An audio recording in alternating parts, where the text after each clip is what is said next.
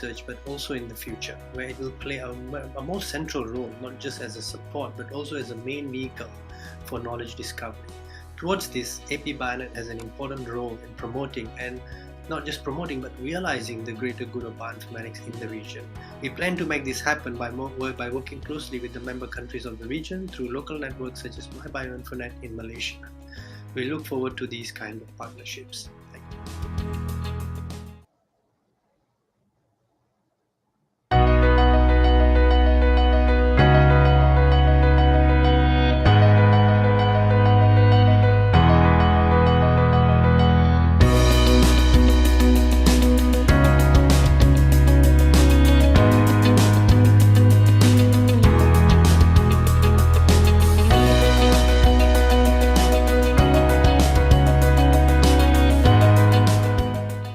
The importance of bioinformatics is undeniable, not just in the current landscape of biological research but also in the future, where it will play a more central role, not just as a support but also as a main vehicle for knowledge discovery.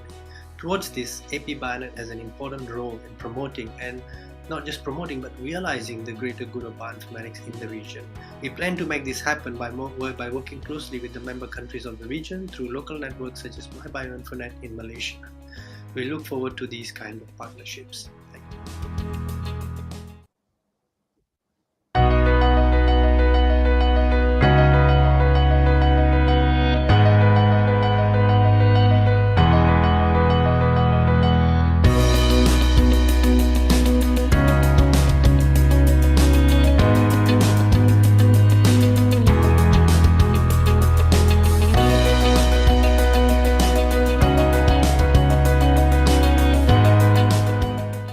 The importance of bioinformatics is undeniable, not just in the current landscape of biological research but also in the future, where it will play a more central role, not just as a support but also as a main vehicle for knowledge discovery.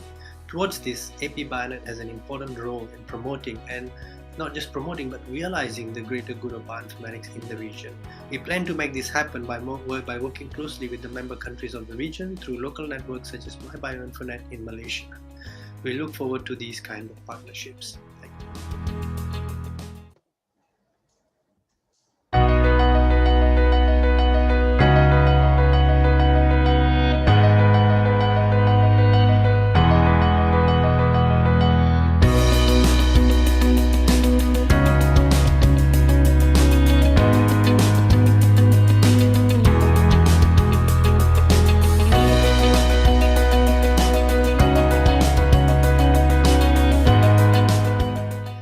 The importance of bioinformatics is undeniable, not just in the current landscape of biological research but also in the future, where it will play a more central role, not just as a support but also as a main vehicle for knowledge discovery.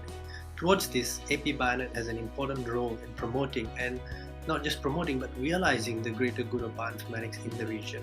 We plan to make this happen by working closely with the member countries of the region through local networks such as Bioinformatics in Malaysia. We look forward to these kind of partnerships. Thank you.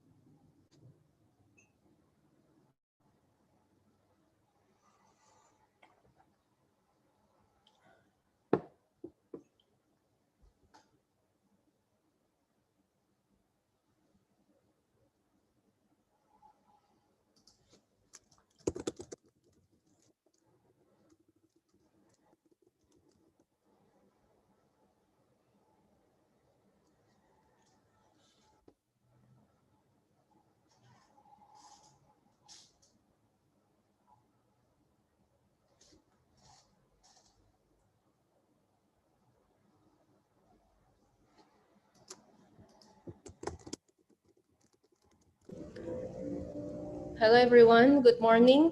And thank you for joining our second talk, the demo talk, Structural Phylogenetic by Dr. Ashar Malik from Bioinformatics Institute. Um, Happy New Year for all of you. I will introduce our speaker, Dr. Ashar Malik. He completed his PhD in computational biochemistry from Massey University in 2018, where he developed the method to recover evolutionary information from protein structures. Currently, he is a postdoctoral research fellow at the Bioinformatics Institute, Agency of Science, Technology and Research ASTAR in Singapore. His current work focuses on developing tools for the annotation of variations in the human genome. So without further ado, I will let Dr. Asha Malik to give his talk. Thank you. Thank you for having me. Thank you everyone for showing up on a Saturday. I know it can be hard. So we have this thing on a Saturday, and I'm happy to see a healthy crowd, which is kind of nice for a topic like this. So today's talk is going to be structured in such a way that we're going to cover some theory first, just to make sure that everybody is at par. And once we have covered the theory part, if there is still enough time and if I don't get any questions, we are going to move towards some hands-on where I'll show you through some code that is publicly available. I will try to get the code out through the organizers who can send them by email to all of you. So there is no need to take flash notes during the talk. I will leave my email address as well. So if you have any further questions or if you want to apply what you have learned today in your own research, then what you can do is to just email me. So right for now, just sit back and enjoy the talk. I hope it's enjoyable, given that it's a Saturday. So what we're going to do is we are going to look at the topic of structural phylogenetics. And so can I just get from somebody that you can see my slides? Yes, we can. Perfect, thank you. Also, just as a reminder, if my voice gets broken up, feel free to drop in the chat and I will repeat the part which has not become clear. If I lose the connectivity, please bear with me while I try to, although I don't think it will happen, but you never know with these things. It might just happen. So Hilly has already introduced me. So currently my work revolves around precision medicine. My PhD work is what I'll be talking about today. Maybe I'll get another chance to talk in the APBioNET talks, and we can talk about precision medicine as well.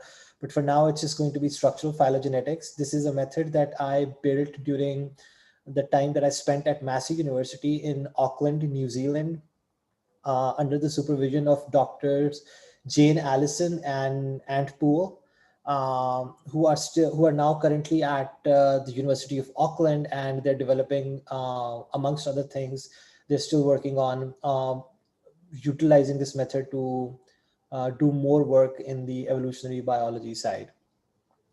So, as I said before, this talk is going to cover two parts. The first part is the introductory part where we talk about evolution and lay down some bare bones. So we're going to visit some first principles. I will just like to check with you, Hilia. Could you see my slide transition to the next slide? Yes. Thank you. Okay, so most of you will know this iconic image. This comes from one of the diaries, one of the works of Darwin, and his observation on how physical traits, in this case, the size of the beak, for example, or the separation distance between the eyes and the beak, or similar traits, how these vary with time.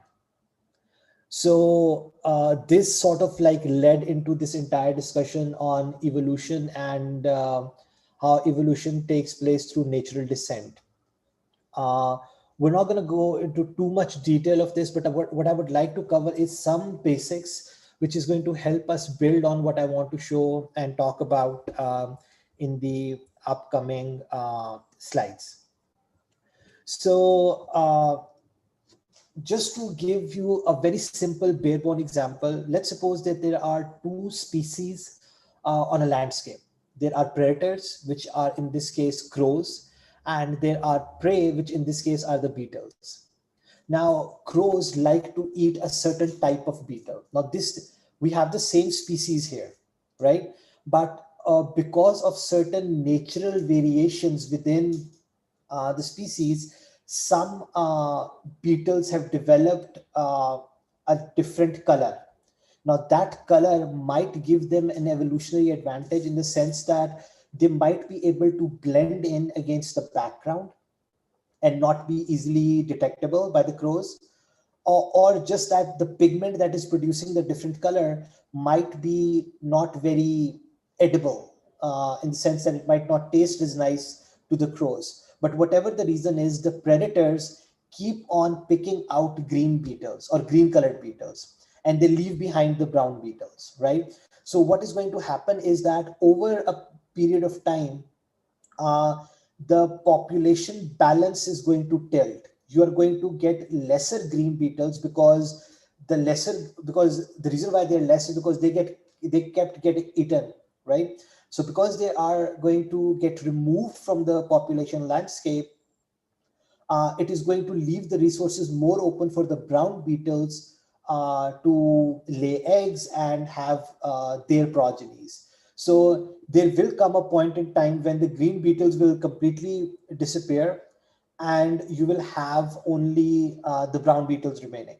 So what has happened is that because of an evolutionary advantage, let's just not call it evolutionary advantage for now. Let's just call it uh, a way in which they could survive in their particular environment, right?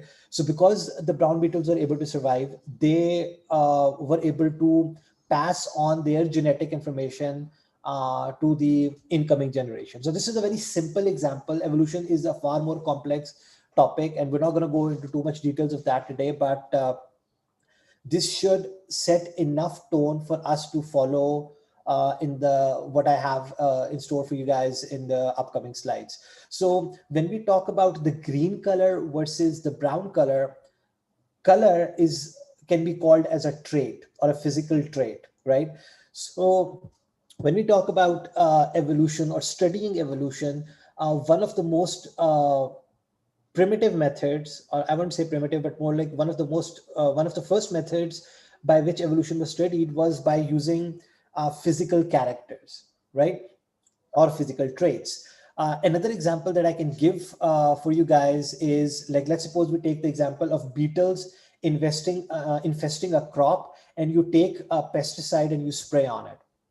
What happens is that in the entire population, if there was one beetle that was resistant to the pesticide, what will happen is that the rest of the population will die off, but that one beetle will not become, its genome will not become the genome of the landscape, right? So most of the population will have the resistant genome. So this is another example. So what we are talking about here in terms of evolution is that we want to see heritable characteristics which are being passed on to successive generations. And evolution is just a study of that. So you use those physical characters and you try to compare them, and based on that you try to infer the evolutionary history of anything, right? So with these first principles, let's dig into what are the kinds of data that we look at. So one of the most like this kind of data that I was talking about, where you look at the color green versus the color brown, what you're doing is you're looking at a physical character or a physical trait, right? In this case, you can see 5 different limb structures from 5 different organisms. And you will notice that on first sight, you will notice that there are certain similarities across these 5 organisms. And what you want to do now is, based on that similarity, you will try to say that how related are these two things, or like what are the kind of relationships that these 5 things share amongst themselves. So another morphological character that you can look at is the way embryos develop. And if you look at the first stage of human, turtle, fish, and salamander embryos, they more or less look very similar in the way of their shapes, in the way of their protrusions that are developing and stuff. So what is happening in this particular case is that morphology or the physical characters, so morphology is another word for when you're trying to work with physical characters. So you can see that the morphology is shared, and based on that shared morphology, you can then do some kind of a clustering analysis, right? So in this particular case, we are looking at 6 different organisms, and these 6 organisms are quite distinct. So for example, there are 3 categories of fish: 1 amphibian, 1 reptile, and 1 mammal, right?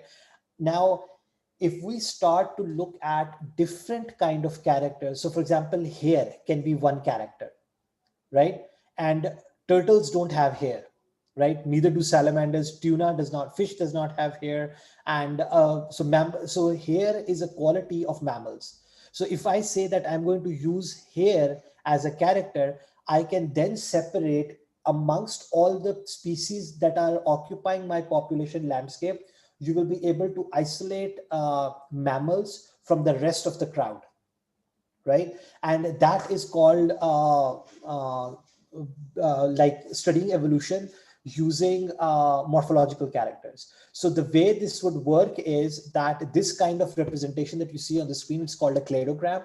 It's not exactly an evolutionary tree, but it's a character-based tree where you can actually separate things. And then you can use other information to build a timeline on when these characters might have come into the population.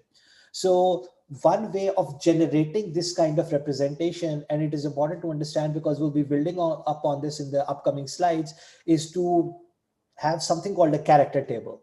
So this is just a true false table or a 0-1 table where we are looking at, for example, tuna, which is a category of fish, and you say that it does not have hair, so hair gets a 0. It does not have amniotic eggs, so that gets a 0. It does not have walking legs, so that gets a 0, but it does have jaw and it does have a backbone. So these 2 characters will get a 1.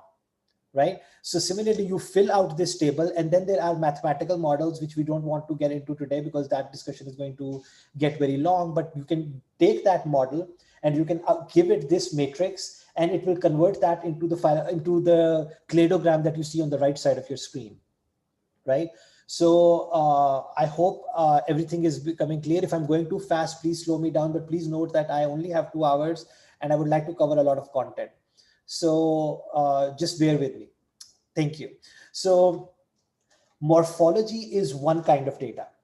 Another kind of data that we can use to build evolutionary or recreate evolutionary histories is molecular data. So if we revisit the past example of beetles, but now instead of looking at their colors, we look at their genes, for example, right? So when I say that a beetle is resistant to a pesticide, what is happening is that there is present a mutation within that beetle's genome, which separates it from the rest of the population by giving this beetle, which has the mutation, the ability to resist a pesticide, right?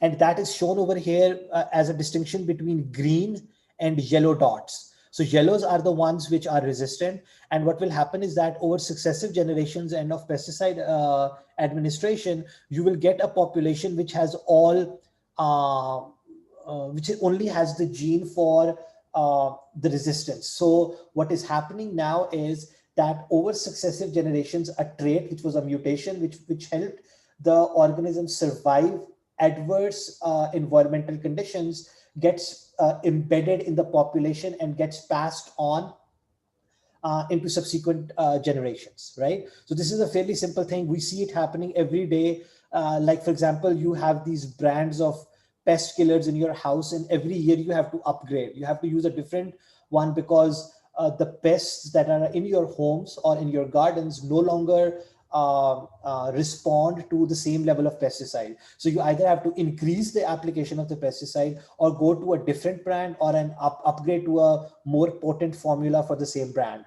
right? And the reason why that's happening is because those populations are getting more and more resistant, right? So that's a very simple example. We see it every day. So when we talk about genomic data, or when we go at the level of genes, each gene is responsible for producing a protein, right? So in eukaryotes, what happens is that a particular gene can code for more than one protein. So you have like these introns and exons, and what happens is that due to combination of different exonic regions, you can get a different kind of a protein. And because that protein, and the proteins can also vary in the kind of domains that they have. So if you look up on the internet, there are going to be several different definitions of what a protein domain is, right?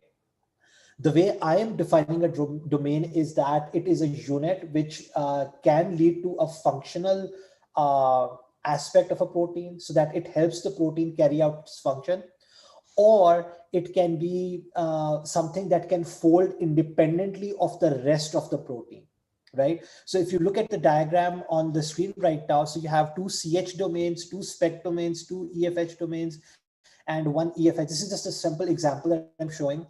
So what the CH domain will do is that it will fold independently and attain its final 3D structure, irrespective of whatever is happening in the protein around. Maybe the protein is the same, or maybe the protein around it is exhibiting changes, but those changes will not influence the 3D packing structure that the CH module or the domain will take up.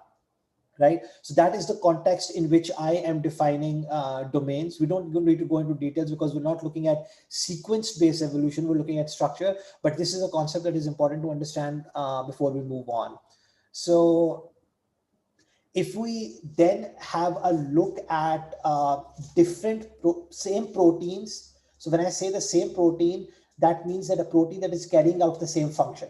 So if we talk about hemoglobin, and then if we talk about, let's say, humans, rats, horses, chicken, and fish, for instance, they will have some kind of globin, which will be responsible for transferring the oxygen that gets into their lungs and delivering it across the body to different muscles, which will then be using it, right?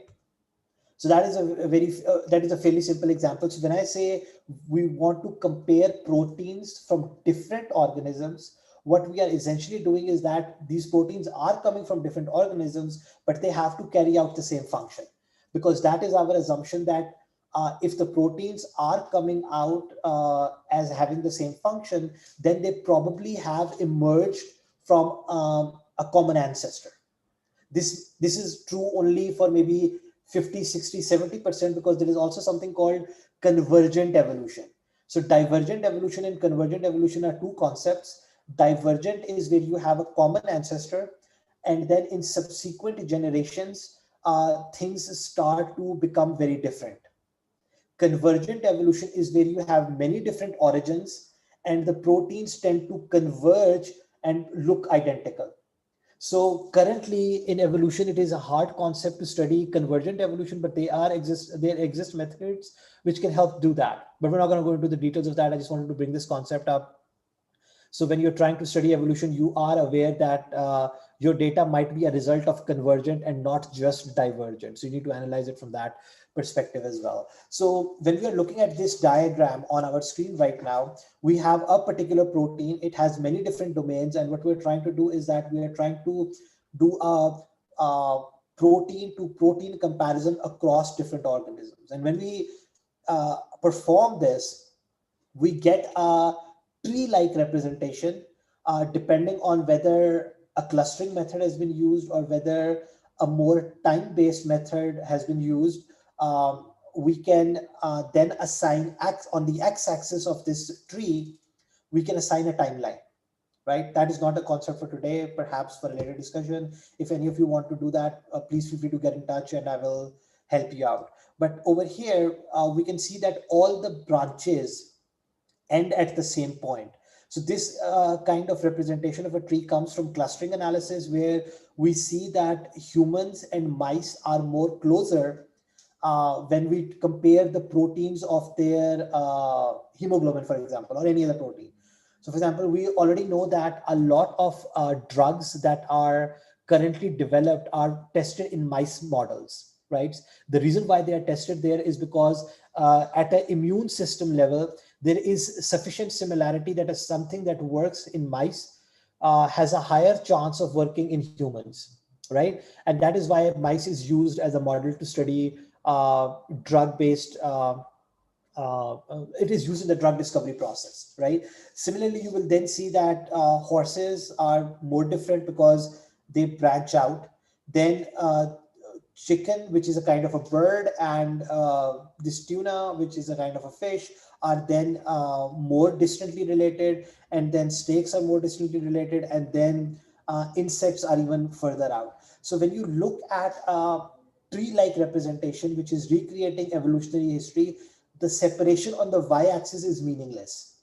So the distance between a mice and humans is only captured by getting the length from this edge to this edge and from this edge to this edge and adding them together, right?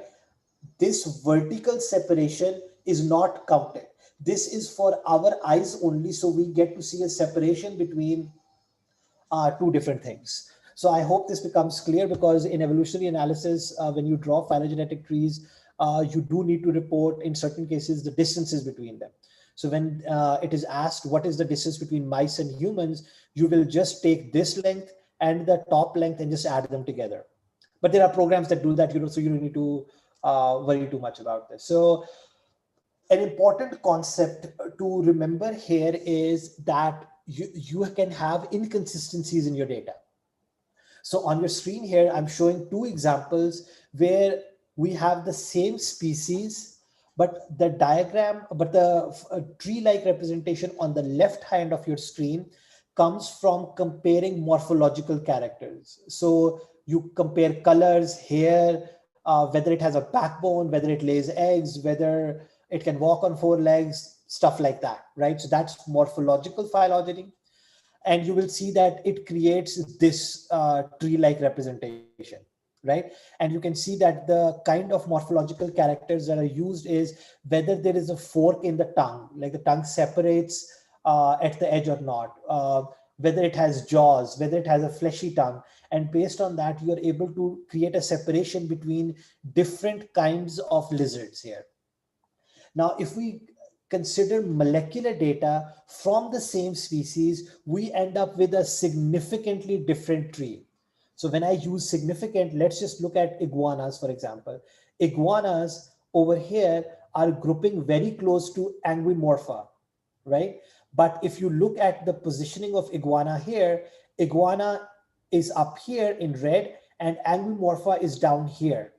So now, for example, this all of these things, for example, Lacertidae is grouping almost at the same level as Anguimorpha. But if you look at this particular representation, Lacertidae is very far away from iguana. So the point that I'm trying to raise is that different data can lead to a different phylogenetic tree, which can then mean that you will have different evolutionary interpretations.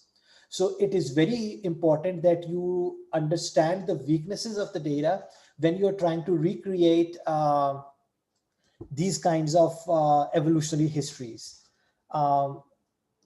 Another thing to note is that we make common use of something called substitution matrices. So without going into too much detail, there are two popular kinds. One of them is called PAM, the other one is called Blossom. At a sequence level, when you're comparing, if you know that your sequences are highly diverged. So for example, you get a sequence from a human or a chimp, and you get the other sequence from a plant.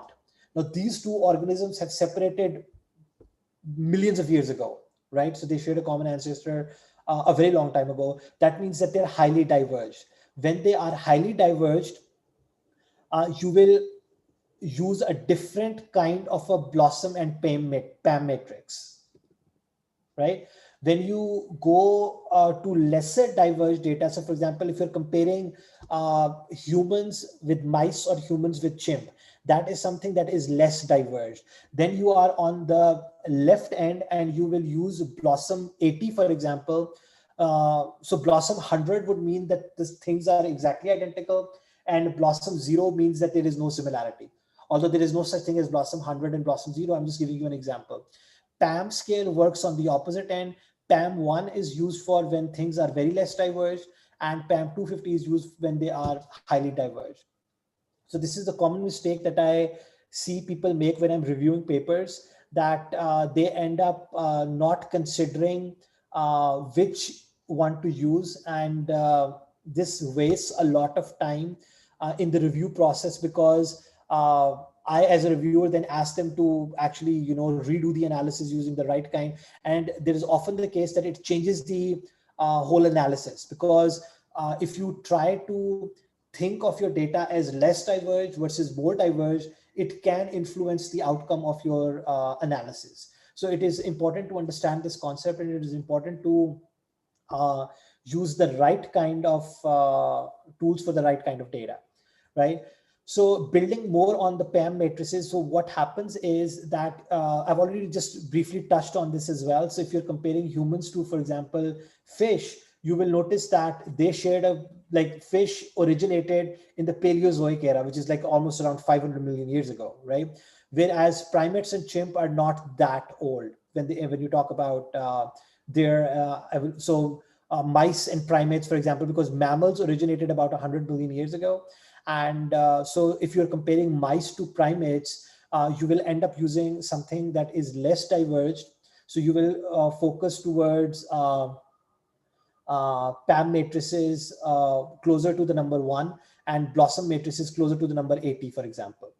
All right. And because of the different values in the substitution matrices, those values are being used to calculate your multiple sequence alignment. So if you choose a different number, right, which is put into the substitution matrix, your scores for the alignment can change, and as a result, the alignment itself will change, which will result in a different evolutionary tree coming around, right? So this is an important point that I wanted to make. Another thing to note is something called the twilight zone. So this has a huge influence when you look at less diverged versus more diverged. So the reason why I'm focusing more on this concept is structural phylogenetics comes into play when you identify the weaknesses of the sequence similarity method, right? Or the sequence-based method. So what happens in sequences is that you need to have a certain degree of similarity between the two sequences that you're comparing. Otherwise, you cannot comment on whether they are similar or whether they are different, right?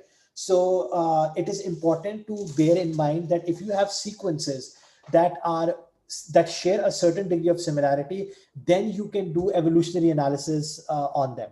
If the two sequences have no similarity, then you have no basis of putting them on the same tree, right?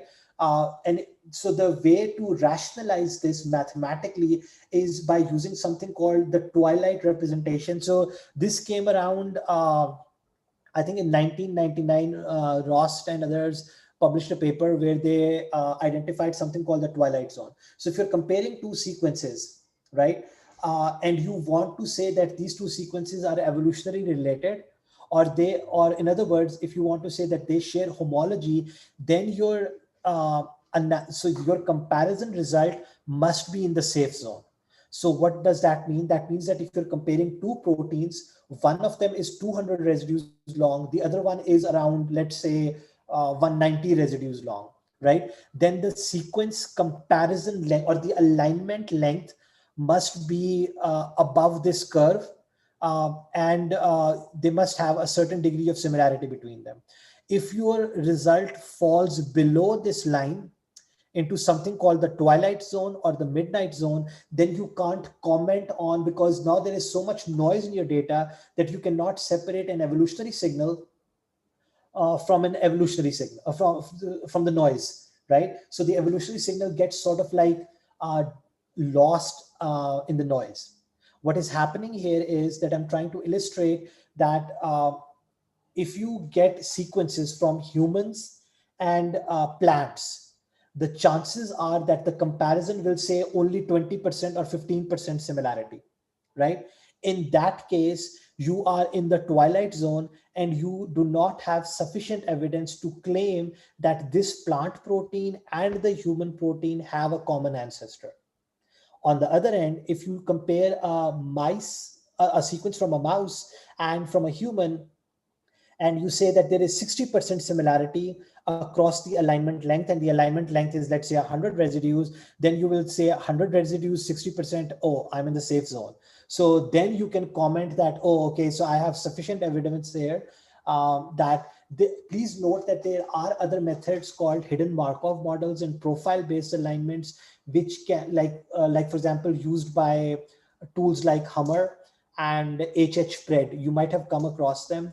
They are optimized so they can pick up sequence similarity at levels of 18% or 20% similarity, for example. They can detect evolutionary signals at that level.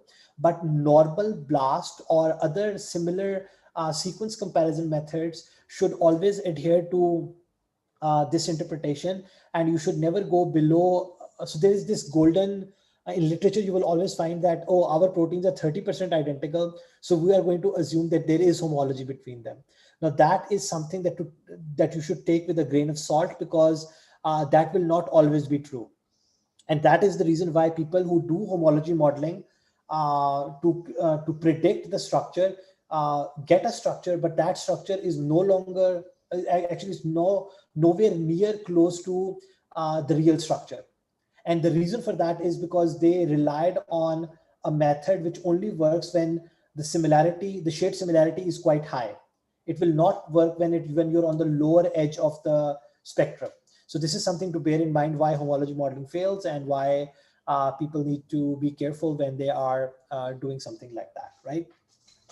Now, this is the point where we come. So after this background, I'm not going to start moving towards structures. I'm going to take maybe a 30-second to a 1-minute break. I'm going to ask Hilia if my voice got interrupted at some point, and I will leave the chat box open right now so you can ask any questions. If you have them, please let me know. Right, Hilia, did my voice break up, or can somebody else please comment if the voice was clear or if there were any disruptions? Yeah, the voice is all good. Everything is good. Okay, cool. So if there are no further questions, I'm going to wait maybe 10 more seconds, get a few more all clears in the chat. And if that's the case, we will move towards the next segment.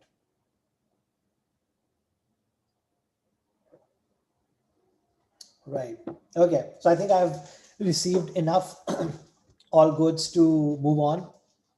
So up till now, we've been commenting on the kinds of weaknesses. So for example, if you have a sequence from a human and if you have a sequence from a plant, there won't be enough similarity for you to say anything regarding their evolutionary descent. And the reason for that is, as I talked about in the previous slide. Now, what happens is we have to understand what is causing that change in the protein. So when you look at a protein and you say that it is 80% similar to another protein, what you are doing is that you are comparing amino acids at each point, right? So when I say the chimp sequence is exactly identical, then that means that there is no difference between the two sequences that you've compared. If you then look at the rat's sequence, you will see that the proline at position 6, for example, has switched to a D, right? And this is an amino acid change. And this amino acid change will build up over evolutionary time or over millions of years of progenation, or like as progenies are made and more generations pass, the differences will tend to accumulate. At some point, there will come a point when the fish will only share 1, 2, 3, 4, 5 identical positions, and the rest are all different, right? So if you give more time, eventually there will come a time when there will be no similarity detectable between chimps, for example, and any other kind of fish, right? So what is important to note here is that when you talk about protein structure, you're looking at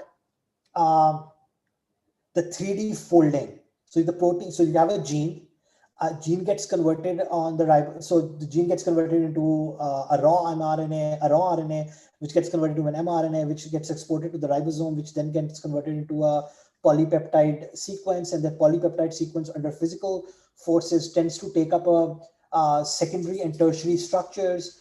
And that tertiary structure is then what is responsible for carrying out that function, right? So it is important to bear in mind that although the sequence controls what structure emerges, changes at the sequence level do not necessarily directly translate to changes at the structural level. So you can accommodate a few changes of amino acids at the sequence level and still be able to come up with the same structure.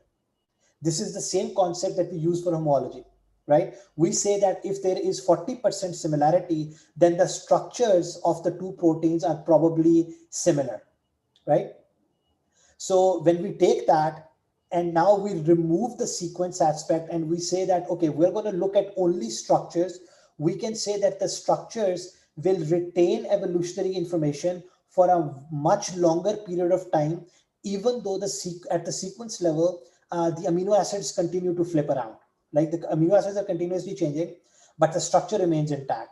So for most of the cases, structure will end up retaining evolutionary information for longer periods of time as opposed to the sequence. And that is something on which the structural phylogenetic method is based on. So important to keep that in mind. So right now we're going to look at a three-way comparison between a chimp, a duck, and a plant. We're going to take hemoglobins or their analogs from plants. So we know that hemoglobin is made up of, it's a tetramer. So we have 2 alpha units and 2 beta units of hemoglobin in adults. So we're going to take the beta hemoglobin, which is structurally almost identical to the alpha hemoglobin. But for this example, we're going to look at the beta hemoglobin from the chimp, the beta hemoglobin from the bird, and a leak hemoglobin from plants, right? So plants have a different category of globins. So I just picked up leak hemoglobin, right? So if we now do a three-way comparison, the next slide is going to have too much information, but I'm going to break it down for you. In the quadrants that are showing up on the screen in front of you, in the first quadrant, we have a comparison between the bird and the plant. And you can see that the sequence similarity in the histogram, it's okay, but it's not identical. There are obviously differences between the bird and the plant hemoglobin, right? Similarly, in the second quadrant, we have the chimp to plant comparison at a sequence level. And then we have the chimp to the bird comparison. So if you look at the third quadrant, the histogram shown underneath each breakdown of the sequence alignment, it needs to be a solid patch of gray. So if it's a solid patch of gray, it means that at each point there is identity. So when it is highest at this point, it means that you have exact identity. If you then have at lower levels, then you have somewhat similarity or a high degree of similarity because the amino acids that are changing, maybe a lysine changes to an arginine. Now that is a change, but that's a biochemically consistent change in more or less, right? In both cases, you have positive charge residues. In both cases, on the side chain, you have the amino terminal, and both of them are aliphatic in the sense that they are quite long and occupy a lot of space. So arginine to a lysine change is less dramatic than an arginine to an aspartate change. For example, that's a change where the charge flips, right? So based on quantifying what is the kind of change, we can make this histogram. The reason why I'm telling you about this histogram is that if you just compare the histograms across these three quadrants, you will notice that the histogram falls, sorry, what? Yeah, so the histogram falls in the first, second, and in the first and the second quadrants, but it is quite consistent, and there's a high degree of sequence similarity in the third quadrant. In the fourth quadrant, I have summarized the histogram into mathematical quantities. So you will notice that in the blocks connecting two species, you will first have this 69%, for example, gives you similarity level, identity level. 82% gives you similarity level, and then the last number is the e-value. These are common results. If you blast two sequences, you will be given a sequence similarity, a sequence identity, and the e-value. The e-value is a proxy for how good your sequence comparison is. So if the e-value is very close to 0, then you can be very confident about the sequence comparison that you've done. If your e-value is high, approaches 1 or exceeds 1, then there's a problem that there is a lot of noise in your data, and you probably are getting a match which can be very random, right? So without going into too much detail, let's just focus on these numbers. So you will notice that when you compare chimp and birds, their hemoglobins are highly similar, and it is backed up by a very small e-value. So the e-value over here is almost 0, right? As opposed to this, when you compare the chimp to a plant and the plant to the bird, you get relatively weaker identities and relatively weaker similarities, and a very high, I say very high because this number is high compared to this. This is almost 0, right? So compared to that, this number is sufficiently high and this number is sufficiently high, which means that there's a lot of noise in your data, and you cannot be very confident about any kind of conclusions that you will make by comparing these two at a sequence level, right? So again, to emphasize this point, sequences diverge very quickly when you look at evolutionary timelines. So in 500 million years or 1 billion years, the ancestor would have lost completely any kind of similarity or any kind of evolutionary signal that might have been left behind. And that is indicated by poor numbers in this case. But you can see that chimps and birds are relatively recently diverged. That means that they're at a sequence level, they still have conservation, right? So based on this, now if we have this test case here, right? What I'm going to do is I'm going to replace each of the sequences with their counterpart structures, because we know that each sequence that I'm comparing here must have created an equivalent protein structure, right? So now if we look at the same three pairwise comparisons, but instead of comparing sequences, we are going to compare their structures. And we see that if we just look at the secondary structure elements across these three comparisons, we see that there is a high degree of similarity between them. And how do we know this? We know this because when we try and superimpose the two structures from different organisms, we see that the degree of similarity is quite, they overlap quite nicely. And based on that overlap, we can say that they have almost similar structures, which is why we can say they will have almost similar functions, and they do, right? Which is why I made this into a test case, otherwise I wouldn't have done that. But over here, what is happening is that all three of these proteins are responsible for transferring oxygens from one place to another, right? So that is the trademark of the globin family.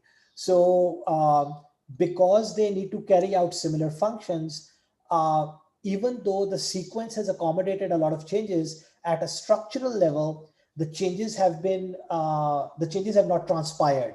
So there may be slight changes at the structural level, but it's not so dramatic that we are not able to achieve these results. So in this particular case, what we can do is, I showed you previously that we can quantify sequence similarity based on similarity, identity, and the e-value.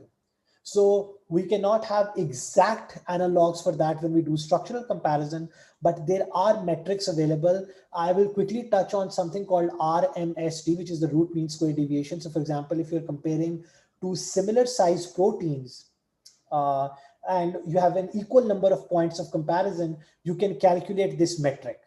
And if we do that, I will actually use a completely different metric, which I will introduce in the upcoming slides. But for now, let's just focus on RMSD. So if we look at the RMST and the number of residues that align, we will see that the chimp and the bird hemoglobin are able to align 144 residues structurally. By align, I mean that the structure is so similar that when you try to superimpose, the atoms of the residues occupy the same point in space, right? That is what it means by when we say structural alignment, right? So 144 residues share common points in space. And as a result, the RMST is 0.98. So to understand RMST, if it is 0, then the two things will be exactly identical. And the bigger this number is, the more the structural difference between the two things that you're comparing, right? So if we then look at this comparison, the first thing we notice is that there is a slight decrease in the number of residues aligned, which is expected because your sequence level is changing a lot, right? At a sequence level, you're accommodating a lot of changes in the amino acid content. As a result, the change in the amino acid will lead to slight changes in the positions of the amino acid in the structure. And that will then result in this number falling below 144, right? As a point of comparison. And similarly, the RMSD is higher than 0.98. So in this case, we get a similar kind of feeling that we were getting from the sequence data. So if we can use sequence data to build phylogenetic trees, we can use a comparable data point where you can gauge the similarity between the sequences and use that as evolutionary information from which to build your trees, right? So that is what we're going to do up next. At this point, we are going to look at a couple of resources. This is where the hands-on part comes in. I will be showing you a couple of examples. So I'm going to take like maybe a 2-3 minute break. I will ask Helia if everything was clear, if there were any disruptions in the voice. Meanwhile, if any of you have any questions, feel free to drop them in the chat and I'll be happy to answer them.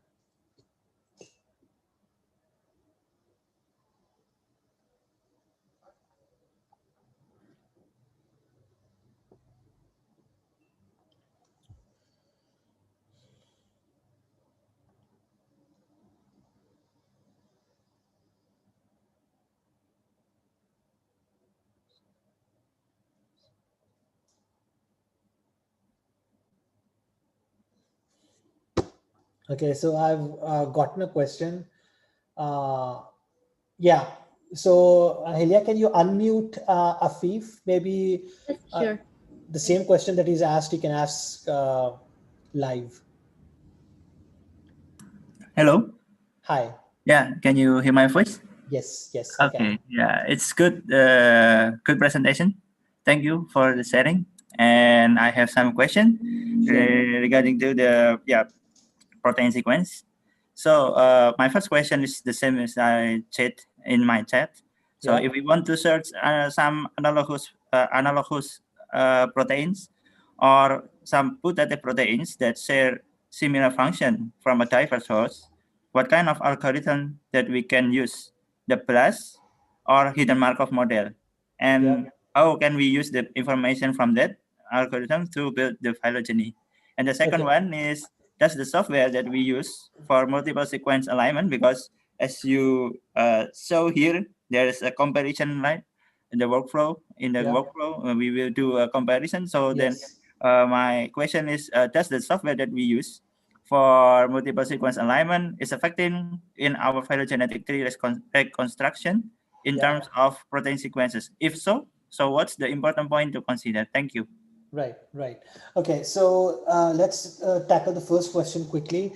So just to give you a very clear-cut answer, in my experience, from what I have read, from what I have done, from what I have heard from other people, this problem of inferring evolutionary information is multidimensional. So what do I mean by the word multidimensional? It means that you have to consider information from various different sources.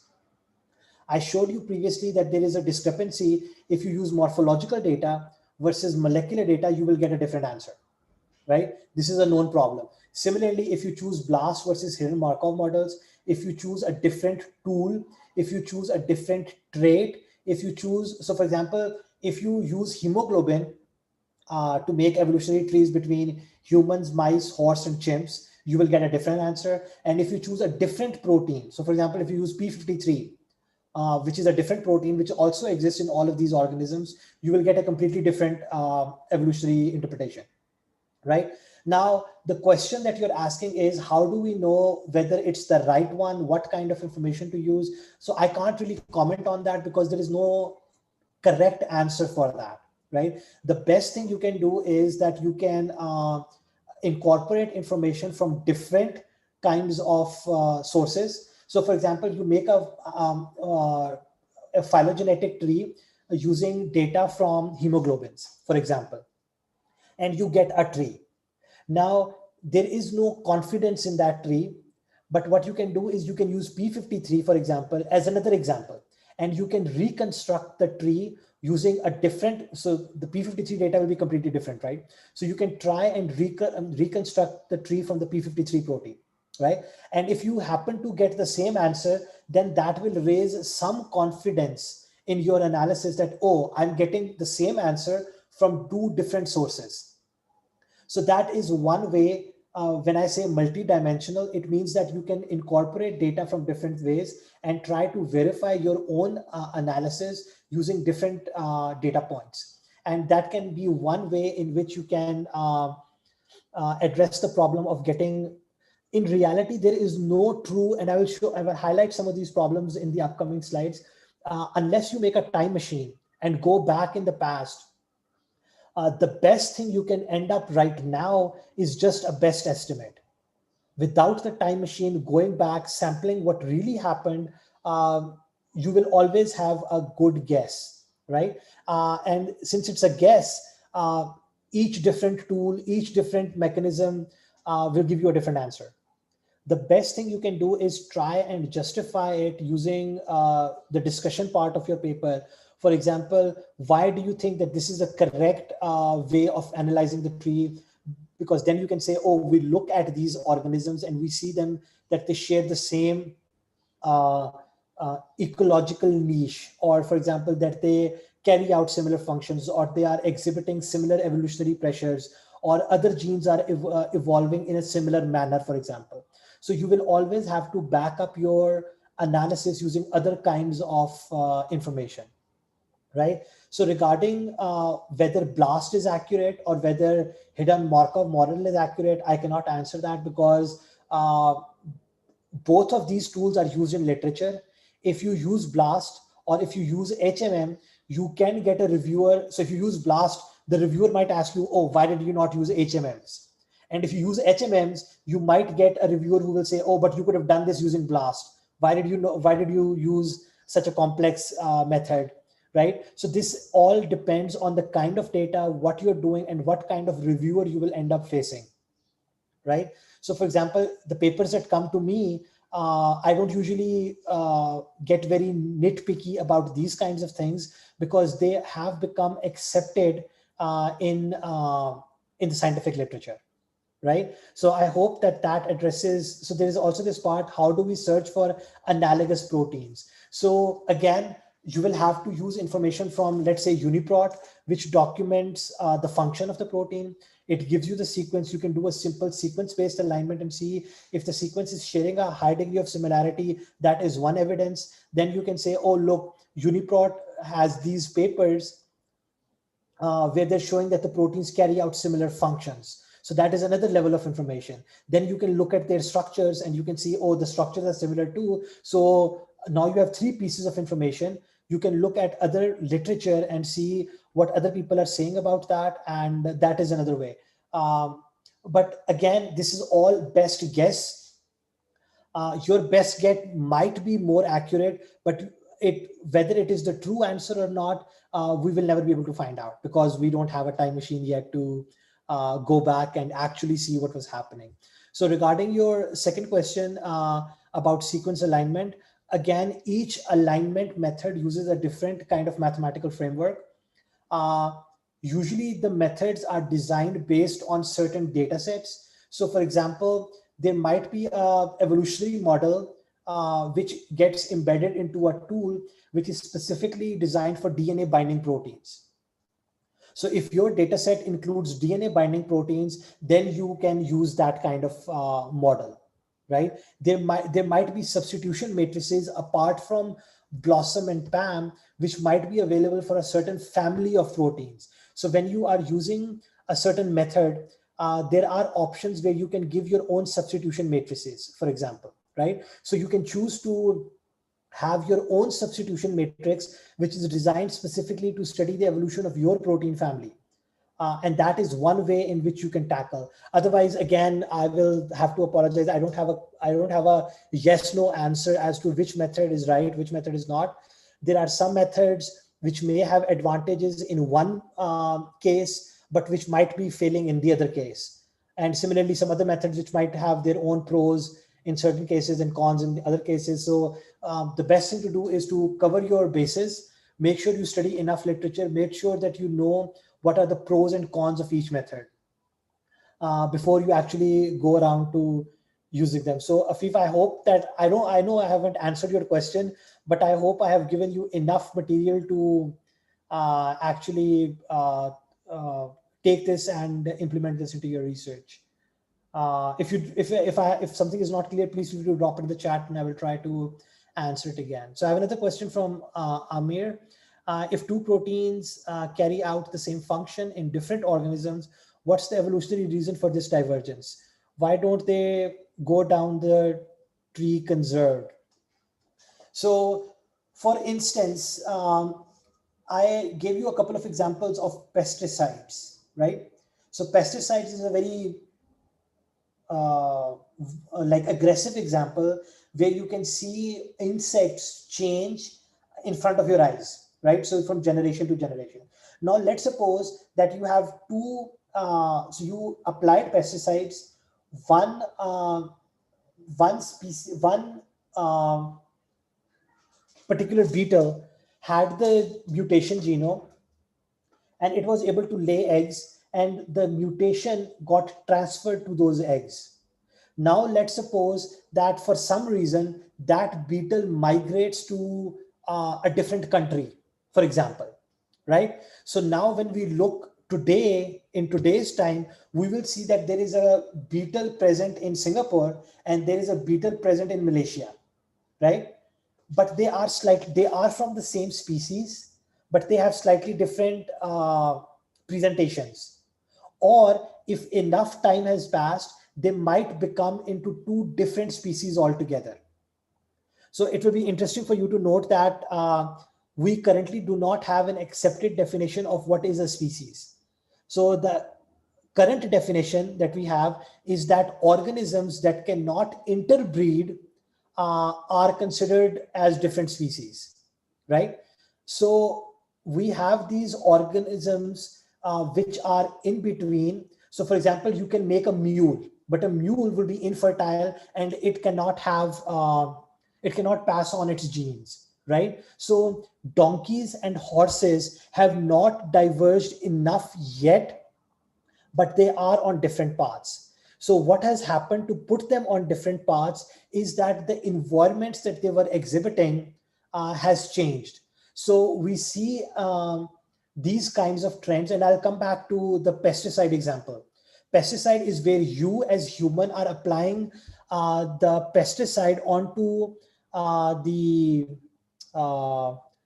beetle and forcing it to evolve. The same kind of example is when you take in antibiotics, you are forcing the bacteria, or if you take antiviral drugs, you're forcing the virus to evolve. So this is not an intelligent process. The evolution of a virus or the evolution of a bacteria is not something that is in the control of the bacterium. It just happens that the bacteria will divide into two daughter cells. One cell does not have the mutation and will get killed by the antibiotic. The other one has a mutation which somehow makes it slightly more fit when the antibiotic is applied. And then it will become the predominant population. And so when you talk about why did genes not stay conserved? So there are events that are happening within our genomes right now. For example, there is something called gene duplication, which at a more aggressive level, you can have entire chromosomes duplicate. So when you have a gene duplication, now you have two separate sources for the same protein to come around. Now, one gene might mutate while the other one does not. And that this protein might now start looking at, might start looking slightly differently at a sequence level. And this is what happens. This is what happened to hemoglobin, for example. So hemoglobin has 4 units, 2 alphas and 2 betas. So the alpha and the beta used to be the same gene, but because of a gene duplication event, we had alpha and we had beta, right? So the beta now looks very different from alpha at a sequence level, because this has been happening for, I don't know, I don't remember the same timeline, but it has been happening for at least a good 100 million years, right? Now, what is the evolutionary advantage of this, you might ask? So if we look at the globin family in humans, for instance, you have alpha hemoglobins, you have beta hemoglobins. These are the kinds of hemoglobins that are present in adults, right? When a fetus is developing in the womb, you don't, I think either beta or alpha gets replaced by gamma hemoglobin. And the reason why that happens is that the mother's blood that passes right next to the embryo, the oxygen needs to be absorbed from the mother's blood into the developing fetus, right? Now, if you have the same alpha beta on the embryo side or on the fetus side, and if you have the alpha beta on the mother side, there is no gradient. There is no diffusive power for the oxygen to migrate from alpha beta to alpha beta. But because you have alpha gamma or beta gamma, I might be wrong, but there is definitely a different subunit in the fetal hemoglobin, right? Because you have that different hemoglobin, the oxygen can transfer from the mother's side to, because there is a diffusive gradient now, right? The alpha gamma combination, it absorbs oxygen with a much higher potential than what alpha beta does, right? So this is the reason, so this, you can say that this is a reason why we still see gamma hemoglobin. Why did they not go back and become all alphas or all betas? Because somewhere some evolutionary advantage is happening which allows that thing to carry on. If there was no advantage, then yes, you are right, everything would have been conserved, everything would have gotten back, we would have conservation. But because there is some degree of advantage coming around, we might not see it yet, but something is definitely happening. And that something that is happening is allowing things to sort of like pass on that genetic information into the incoming generation, right? So Amir, I don't want to go more into this because we're going to lose too much time, but I'm going to stop there. If you have any questions, please feel free to drop in the chat and we'll look at this. So I have, so I have another question. Based on your observation, the sequence similarity for duck, chimp, and plant is low, but when structural similarity is high, when you if that's the case, what is the point to still check the sequence similarity prior to building the 3D structures? Okay, so the first thing to understand is that the structural method does not replace the sequence method. And the reason for that is we have developed evolutionary models for sequence evolution. We have a lot of data when we talk about sequences, and based on that lot of data, people have done brilliant work where they have seen what kind of substitution matrices are to be used with what kind of evolutionary model to lead to one sequence changing to another. And that cannot be replaced. So you have a time scale. If you are looking at data which is not more than, let's say, 300 million years old, then sequence-based methods will give you certain degree of similarity between sequences, and that is okay, right? The method that I'm talking about will come in when the sequences have lost any similarity. When you're looking back 1 billion years or 2 billion years, that is when you want to start comparing sequences. And there are families, for example, if you look at the histone family. So histones are proteins around which DNA is wrapped to make something called centromeres, which are essential for eukaryotic sort of like genome packing, right? Now, those proteins are classic examples of where you can't work with sequence similarity. If you do that, you cannot connect how so you have histone 2A, 2B, 3, and 4, right? So if you look at histone 2A, and if you try to compare it to 2B, you will get some degree of similarity at the sequence level. But when you go to 3A, for example, or when you go to 3 or 4, there will be no similarity. But if you look at their structures, that is where you see the similarity. So now, because the structural phylogenetic method fills a gap in the scientific knowledge, the gap that it is filling is that when you have enough sequence divergence, you stick to structures. But when you have similarity at the sequence level, you should use sequence method because they are more advanced. The structure method has only been used 1 or 2 times in the entire literature.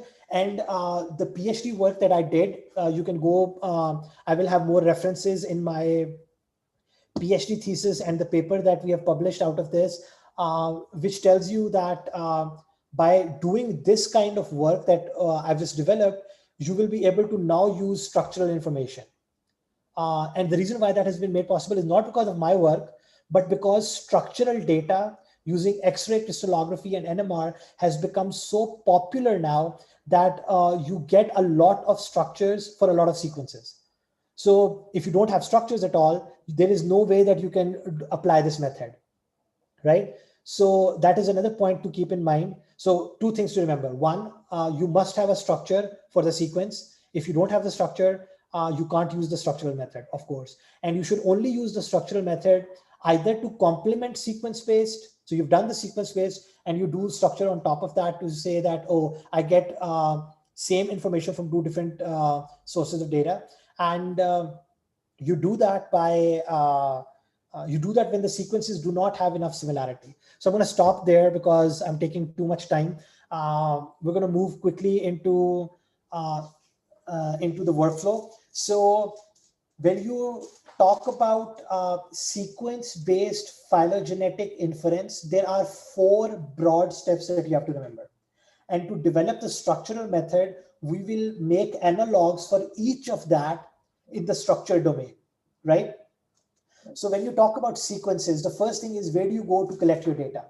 Now, my source is UniProt, but UniProt is a quite manual method. UniProt does not group things up into families, and you have to go to each protein individually and collect sequences from there. The other way that you can do is you can go to PFAM. You can go to PFAM, and PFAM clusters proteins together based on sequence similarity into families. And there you can download entire families, right? So UniProt is one example where you can get sequence data. You can have NCBI, but that will also be painful because you will have to extract each sequence manually. You can do BLAST. BLAST will give you IDs. Then you can write a simple program which just fetches the sequences against all the IDs that you find are quite similar to your sequence. So there are a bunch of databases out there, and it's completely your choice because the data is identical. The data won't change. The data is just presented to you in a different way. The reason why I prefer UniProt, I don't do sequence-based phylogenetics at all, but when I have to, I switch to UniProt because UniProt gives you a lot of add-on information, like all the papers that are talking about it. It gives you what are the functions, and it gives you the summary. It gives you subcellular interaction space, like what are the other people who have been talking about this protein, what are the other kinds of interactions that they are reporting. So does this protein talk to that protein? Does this protein talk to this protein? So all of that information gets compiled and presented on UniProt. There are other places as well, but UniProt is my preferred place. So when we look at the comparison method, and we'll go back now to Afif's question, there are multiple different platforms available. A few of them I've listed out here. So you have Muscle. It's an online tool. You can download it, run it on the command line. You have Cluster Omega. You have Tea Coffee. Now, all of these, the reason why I chose these three is because these three are completely different, right? And they allow you to make multiple sequence alignments. That is something that is needed to make evolutionary trees when you're doing sequence-based approaches, right? So the reason why I cannot comment on which one you should choose is because the three methods are completely different. They use different mathematical frameworks. They are optimized based on different data sets. So you should look at what your data set is, which one is it most similar to, and then make a choice of that method. Today, we are not going to talk more about this because clearly, even if we do talk more, I cannot give you an answer which one to choose and which one not to choose. So do your background checks. Make sure that you have sufficient information regarding what your data set is, how it needs to be interpreted, and then go ahead and do it. So for comparison purposes, you can you can choose one of these, all of these. Maybe if you have time, you can run all of these and see how the output is varying across them, etc. So the next step that you come after that is that after you have the multiple sequence alignment, you need to go to the tree generation part, right? Now, the tree generation part has multiple aspects. It is again multidimensional. You need to make a few choices, right? Two in particular. The first choice is, are you going to do something called clustering, right?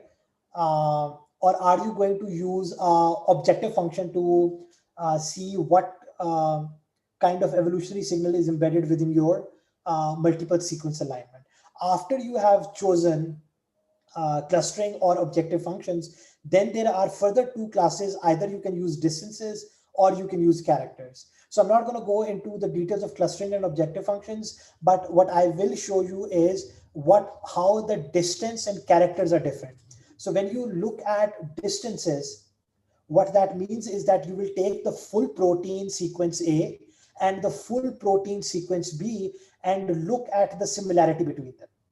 So if the similarity is 50%, then the distance is also 50%, because if it is 50% similar, then it is also 50% different. Or if it is 70% similar, then it is 30% different, right? So you will take that 30% difference and put it into a matrix like this, right? So this matrix will then record what is the difference between species A and species C, for example. So the number 0.5 can be, you can count how many positions are there and then normalize them over the length, which is what BLAST reports, or you can just count the number of differences. It depends on you how you want to evaluate what the function is, right?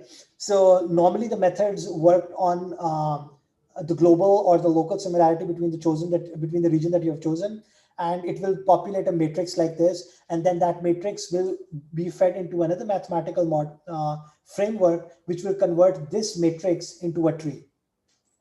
The other class of method is character-based. In character-based methods, you lay out your sequence alignment and divide that into columns. So for example, each column now becomes a character, right? And there are then methods. So once you have chosen that you want to use either maximum likelihood or parsimony based methods, there are mathematical frameworks. You don't need to go into the depths of that, but you just need to understand that there exists a class of methods, and they can work on characters, right? So what is the difference between, so if you just look at a bird's eye view of characters versus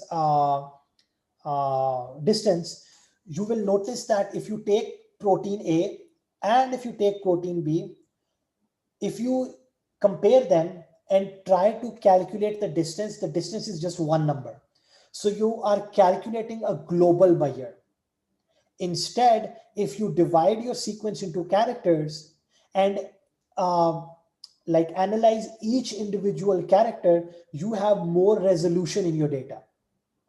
So character-based methods are a popular choice. So you will not see papers where they are using minimum evolution, for example. There might be cases, I'm not saying that it is never used, but I'm just saying that maximum likelihood is a popular choice because it will be working on individual columns of data. So so if you have a sequence of 100 amino acids, you get 100 points of comparison.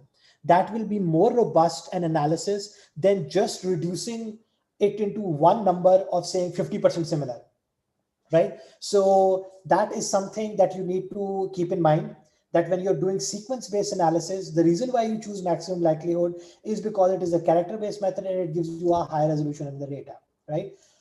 And when you are looking at individual columns, individual characters, you apply something called the substitution matrices and you apply evolutionary models. So there are a lot of models out there. There is something called GTR and Falsenstein's and all of these various Jukes-Cantor model. So all of these models are available and they have been tuned to study evolution when you look at sequence alignments, right? So going further, there is another class of method which is becoming very popular. These are based on the Bayesian area of statistics. So you first create a tree and then you look at your data and you say whether the data supports that tree or not. That is one way of saying that. I'm not going to go into too much details of that. But it is an accepted class and there are popular tools out there like I think Mr. Bayes is one, and Beast is another tool which is developed out of the University of Auckland. There is a person, Alexei, he's been instrumental at developing Beast, and it has a very large community of people who actually use that. So do give it a shot and see what Bayesian statistics gives you. It does need an evolutionary model. So the reason why people don't recommend this, or the people who are critical about it, they say that you make your evolutionary model first and then you find support for it, right? So if your model is wrong, then you're messing things up because you're finding support for something that is wrong altogether. So this is something of a critique that will come from people who prefer non-Bayesian methods. But this should not discourage you. Please feel free to explore and see if your data gets a good analysis by using tools like Beast, for example. But remember that this requires a simulation process. So based on the Monte Carlo simulation. So like based on that, the analysis time for using Bayesian-based methods will be slightly longer than your conventional methods, right? So having said that, we can now fill in this workflow by saying that the tree generation part can be made by character-based method, distance-based methods, Bayesian statistics. You can choose whatever you feel comfortable with, whatever you think will work best for your data. You can plug that into here and build your tree out of that. Now, there is the part that you want to, now you have the tree, how do you see the tree? So when your programs output the tree, it is just a string. It is not the eye-friendly representation that you see in, that I was showing you earlier. You need programs that will convert that string into a tree-like representation. Now, there are different ways in which you can see the tree, and I will talk about that in the upcoming slides. But for now, Fig Tree and Split Tree are two popular programs that I use, but there are others out there. Feel free to try them out and see them. So up till now, what we have done is that we have developed the pipeline of seeing how sequence-based analysis works. There are obviously problems with this. So for example, I will highlight one problem, which I touched on briefly while answering one of those questions, was that if you, on the left-hand side, you have one organism, let's just make two copies of it. You can make a copy of it here at the top and at the bottom in the middle, and then subject it to some evolutionary pressure so that it exhibits some changes. And then at the end today, you just take out the final results and you try to compare them. right? So if we look at the number of changes that are happening, I have counted, and there is a total of 12 changes, right? So for example, A to C and then C to T are 2 changes, 1 change, 3, 4, 5, 6, 7, 8, 9, 10, 11, and 12. But when you're analyzing the sequence down here, what is happening is that you only see 3 positions change. The rest of the changes have been lost. So let's look at some of those changes and why they have been lost. So for example, this C at the end changed to a T, but then it changed back to a C. So now when you are analyzing the data, you will not notice any change because you did not sample when it was a T. And because you're missing that sample, you're missing that evolutionary information.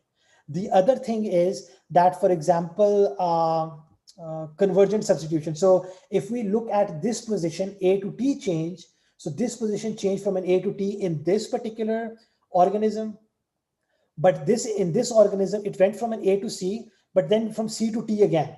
So when you are analyzing the final result, you will say, oh, there is no difference between a T and a T, right? So you again have lost that information as well, right? So when I said earlier that there is no correct interpretation and you need a time machine to go back and sample everything, I was referring to these kinds of problems, right? So what you are looking at today, when you are looking at different species and their molecular data and trying to compare them, you have an incomplete picture, right? You do not know what the ancient conditions were which have led to that change. You are just looking at one static picture in current time, right? So without spending too much time, I want to highlight one other problem, which I also mentioned while answering one of those questions, is that these are diagrams, 3 figures of the same species, but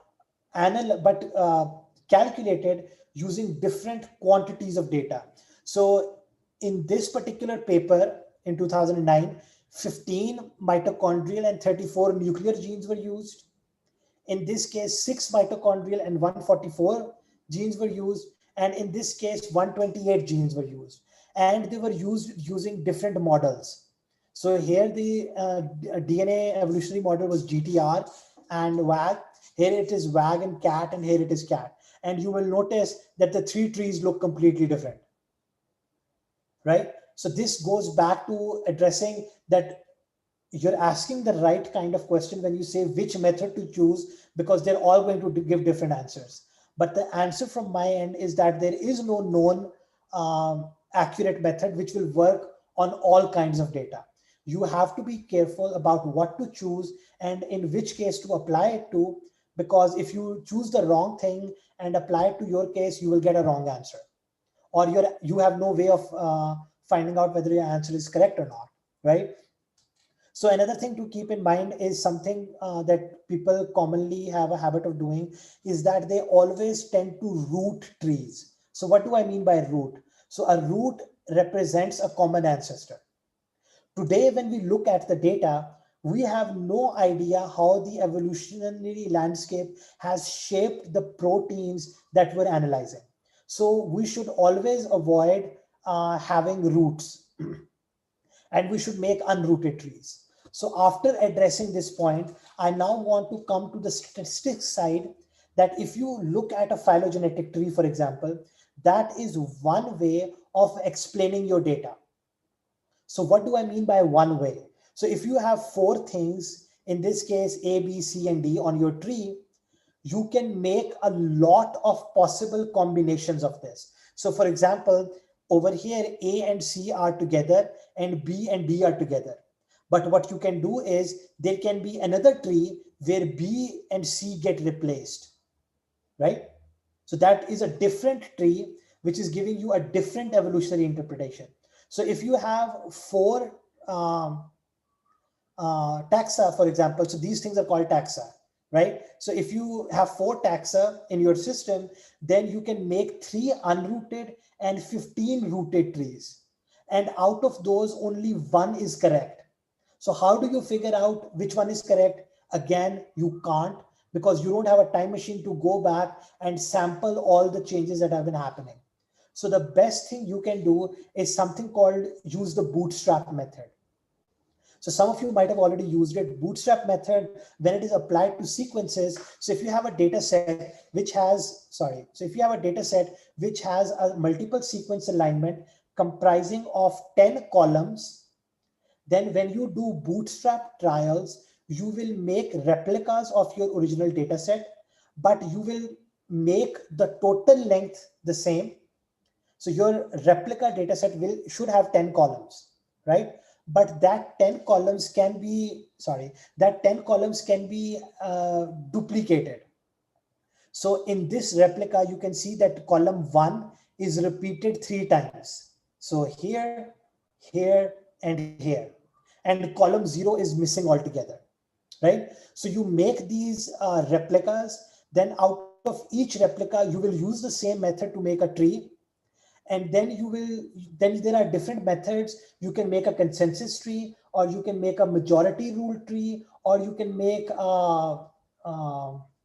like there are different methods which you can use, right? So you can have a reference tree and compare all the replicas back to it, right? In this case, we are just looking at how many times the signal is reproduced, and you will see that if these 3 are the only examples that you're going to work with, then A and B are connected together on tree 1 and tree 3. But in tree 2, you see that A and C are now closer together. This means that in your data, there is 67% or 66.6% support that A and B are together. So while we do not have a time machine and we do not have sufficient resolution in our data, we do have something called the bootstrap method to give us some confidence into how robust our signal is. So what you're doing is you're shuffling your sequence alignment around, right? As a result of this shuffling, your difference between 2 species. So for example, if you repeat column 1 3 times, now you will notice that the difference between sequence A and B will change. And in this replica, where you have repeated 4 3 times, now sequence A and B will be different. We'll have a different distance between them. And as a result, this differences would translate into a different in the phylogenetic tree. And as a result, it will translate into a difference in the support value, right? So this is something that is important to understand. So this is now going to complete our workflow for sequence-based analysis. So what we have to do now is, for each of the points identified, we have to develop equivalent of that in the structure space. So the first thing is, where do you go to collect your protein structure data? Now there are multiple structure-only databases. So for example, there is something called SCOP and CATH. So SCOP and CATH take data from RCSP PDB, which is a data bank repository, right? So RCSP does not offer, well, it does offer some kind of analytics, but the primary purpose of RCSP is to just provide an online database where people who have solved X-ray or NMR or cryo-EM structures, they can go and deposit their data, right? Once the data is there, then databases like SCOP, CATH take data from there, and they have their own algorithms which look at structural similarity, and they tend to group things together into families, right? Which may be related by the architecture, the topology, the superfamilies, or at family levels, there are different ways. Please do feel free to read up on that and to get a better idea.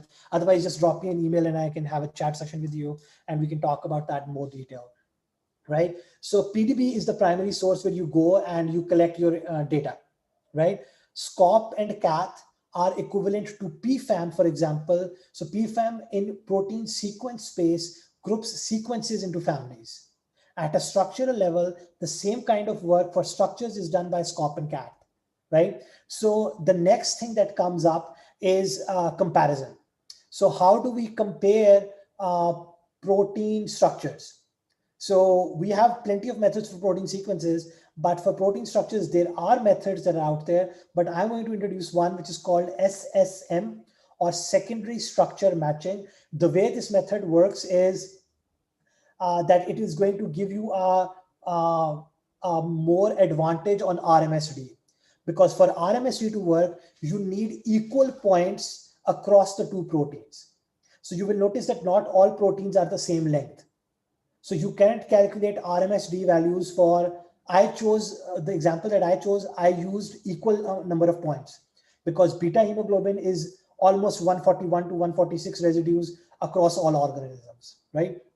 But there might be proteins where the change is like more than 30 residues or 50 residues. So how do you go about comparing that? RMSD clearly won't work. So SSM, or secondary structure matching, is a tool which what it does is it takes your protein structure and it decomposes it into its secondary structure elements.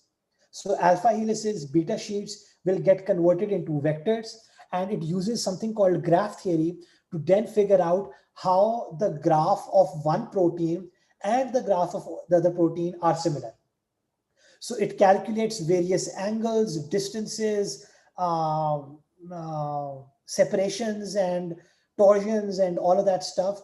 And based on that, it then works out what is the degree of, so for example, the alpha helix in one protein might be 10 residues long, and in the other case, it might be 30 residues long, but SSM will then be able to compare those two. Please keep in mind that SSM does not look at the entire structure. It only looks at the alpha carbons in the backbone, right? Because if the backbones align, then there is a higher chance that the side chains, even though the amino acids are different, might be occupying similar spaces. So that is an underlying assumption that we have to work with when we're using SSM. So once you have aligned the two graphs, you have to find out what is the degree of similarity between them, right? So it uses the mathematical formulation shown on your screen, which takes into account how many residues aligned between the two proteins, and after aligning them, what is the sort of RMSD equivalent difference between the two residues that you chose to align, right? And it will give you a number between 0 and 1. So 0 would be used when there is absolutely no similarity between the proteins. So if you take two very dissimilar proteins, Q score will probably end up either failing. It will say that no match is found, in which case you will know that the result is 0 similarity. If you give the same protein, if you make a copy of the same protein, label it into two different files, give it to the Q score metric, it will give you the number 1, which means that the two proteins that you're trying to compare are exactly identical, right? So SSM is a metric which is available. You can either download it and run it on your own computer, which I will show you in the next few slides. It is also, so if you just want to compare two proteins, you probably don't want to go through the hassle of installing a metric for a comparison that you're only going to do once, right? So in that case, please feel free to go to this web server and or just do Google up SSM, and it will allow you to compare two proteins in real time using the web server that they have, right? So having said this, SSM is one metric that we can use. Now there are a lot of other structural metrics also available which you can use. But there's a slight problem. The problem is that when you make evolutionary trees, for instance, the trees actually represent the amount of distance or difference between the two proteins. But when you use protein structure comparison metrics, it doesn't matter which metric you use, they don't report difference. They report the degree of similarity between the two proteins. So now you have a problem. You have to convert the similarity reported by the metric into a difference so that you can make a phylogenetic tree out of it, right?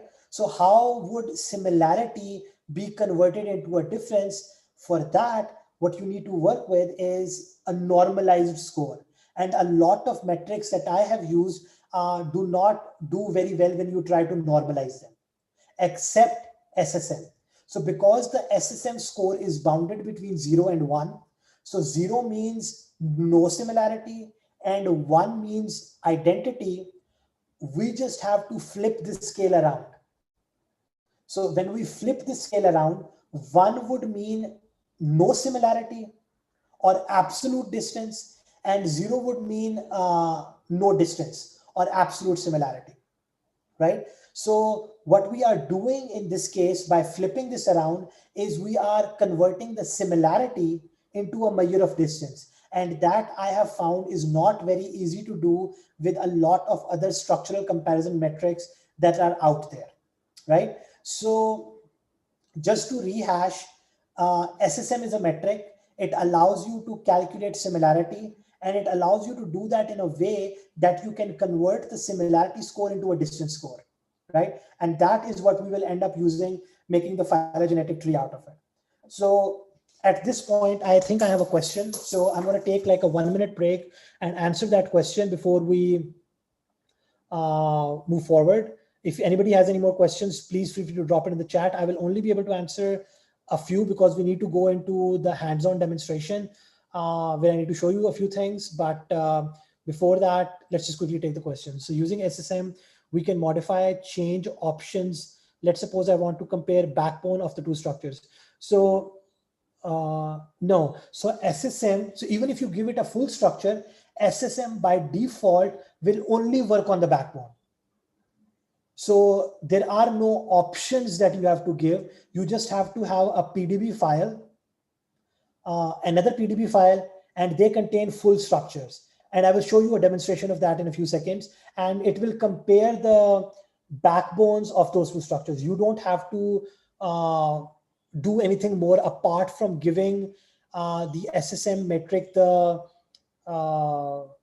you don't have to do anything else. You just put 2 files into a folder and run the command, and it will just compare. And by default, it will only compare the backbones. So I hope that answers your question.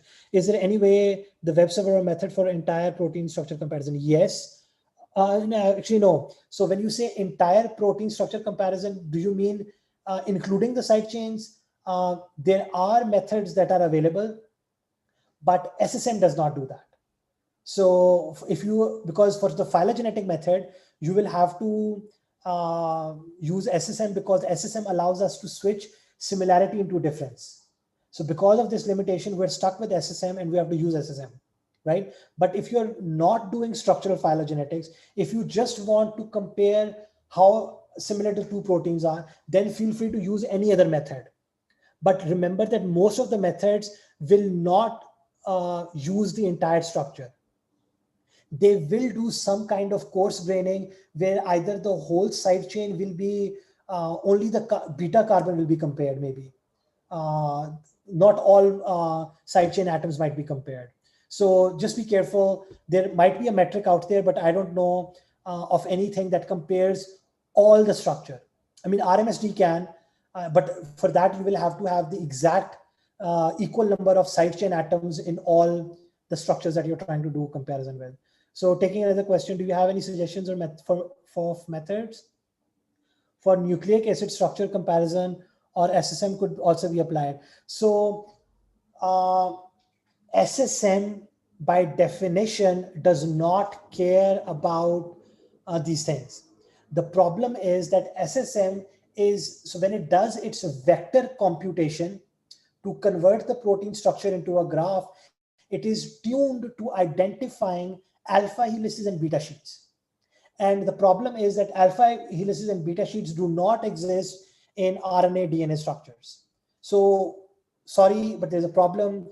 SSM won't work on DNA RNA, but RMSD will. So if you can work out, so let's suppose that you have 10 nucleotides in a DNA strand, and you have a double helix, right? You can take the entire DNA, crop out this section, put it into a PDB file, take another DNA, crop out its 10 nucleotides and put it there, and now delete the side chains, or actually not the side chains, but the bases.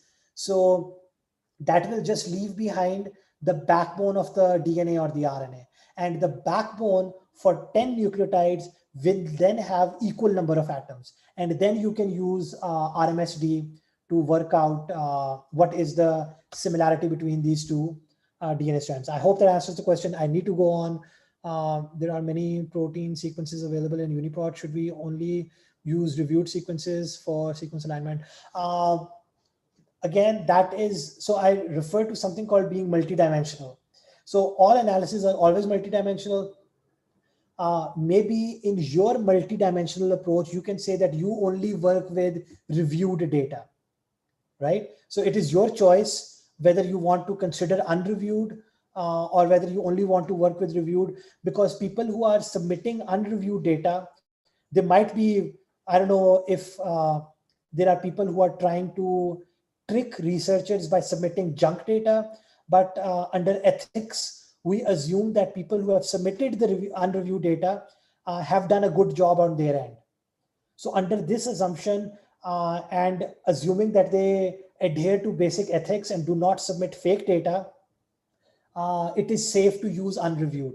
But then again, keep in mind that most of the methods that you're using here are sensitive to the amount of species you can analyze. So remember, I did not touch on this point. If you have more than, let's say, 50 or 60 sequences, and you're using the distance-based neighbor joining method, that method will fail. So there is something called long branch attractions, which might bias the output if you have more taxa in your sequences. So if you are restricted to using a small number of species, try to use only reviewed. But if you have no reviewed, for example, then obviously you have to stick to unreviewed data. So I'm going to stop taking questions. We're going to quickly go to the next slide, where we're going to look at how do we take the SSM comparison of all the protein structures that we've done, and how do we translate that now into a tree structure. So previously I told you that there has been a lot of brilliant work done by a lot of brilliant scientists on developing DNA evolutionary models, right? So what do I mean by DNA evolutionary models? These are the things that we were referring to earlier called, like here I was showing you GTR and WAG. So GTR is generalized time reversible model. And each of these models have been developed for a certain kind of data, right? So the same kind of models do not exist for protein structure evolution. We don't know how protein structures evolve, at least not yet, right? So what we are limited to now is that because we don't have any evolutionary models, we have to rely on distance-based methods. So we take a full protein structure, take another full protein structure, compare those two protein structures, come up with one number. Obviously, you're losing a lot of resolution in your data when you're reducing two giant structures to one number. But unfortunately, we have to work with this because we don't have an alternate yet, right? So you will then use the distance-based method. And I showed you earlier in the slide that you will populate a distance matrix. And this distance matrix will then be converted into a tree. Now, the problem is that when you are making that tree, how do you find out whether the tree is correct? So we need to have a bootstrap equivalent for our structural approach, right? So when we were doing it for sequences, we were just shuffling around the columns. We can't do that for structures, because if you take a part of a structure and put it next to somewhere else, the structure's functionality will obviously not work, right? So it's not very intuitive to directly scale the sequence bootstrap to a structural version of it. So what I did during my PhD is that I developed something, I used another technique called molecular dynamic simulations. I'm going to play a small video here where what you can do is you can take a protein structure and you can simulate it. So as it is being simulated, what happens is that because of the temperature of your system, each atom has a certain kinetic energy. And because of that kinetic energy, the molecules are, the atoms are wobbling around. And as a consequence of that, the entire structure wobbles around.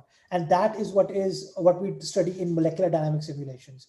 So what we can do is we can take our proteins and simulate them. And as they are simulated, we can record each position that they have visited. So you saw this movie.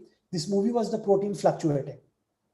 So we can create these kinds of simulations for each of the proteins in our data set, right? So then what we do is we take our reference structures and we make a tree out of that.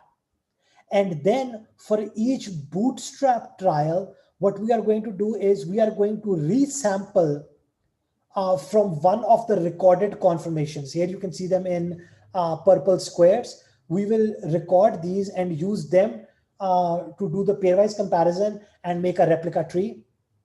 And we're going to do another trial, and we're going to do another trial, and we're going to keep on doing as many trials as we want. And every time we do a trial, we come up with a new tree. And that tree is then going to get compared to the reference tree. And we will see that, oh, A and B were only seen together. So the reference tree has A and B together, right? But we only saw that after resampling, A and B were only together for 30% of the times, which means that we are not very confident that A and B are directly related, right? So that's the kind of intuition that you have to work into the structural phylogenetics method before you get into the tree visualization part, which of course, once you end up using the method that I'm going to show you, you will end up with a string, and that string will then be converted into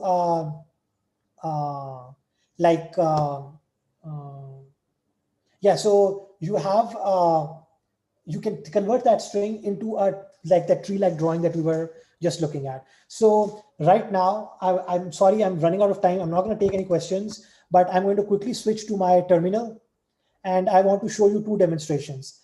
Helia, can you just comment on if you can see the terminal and if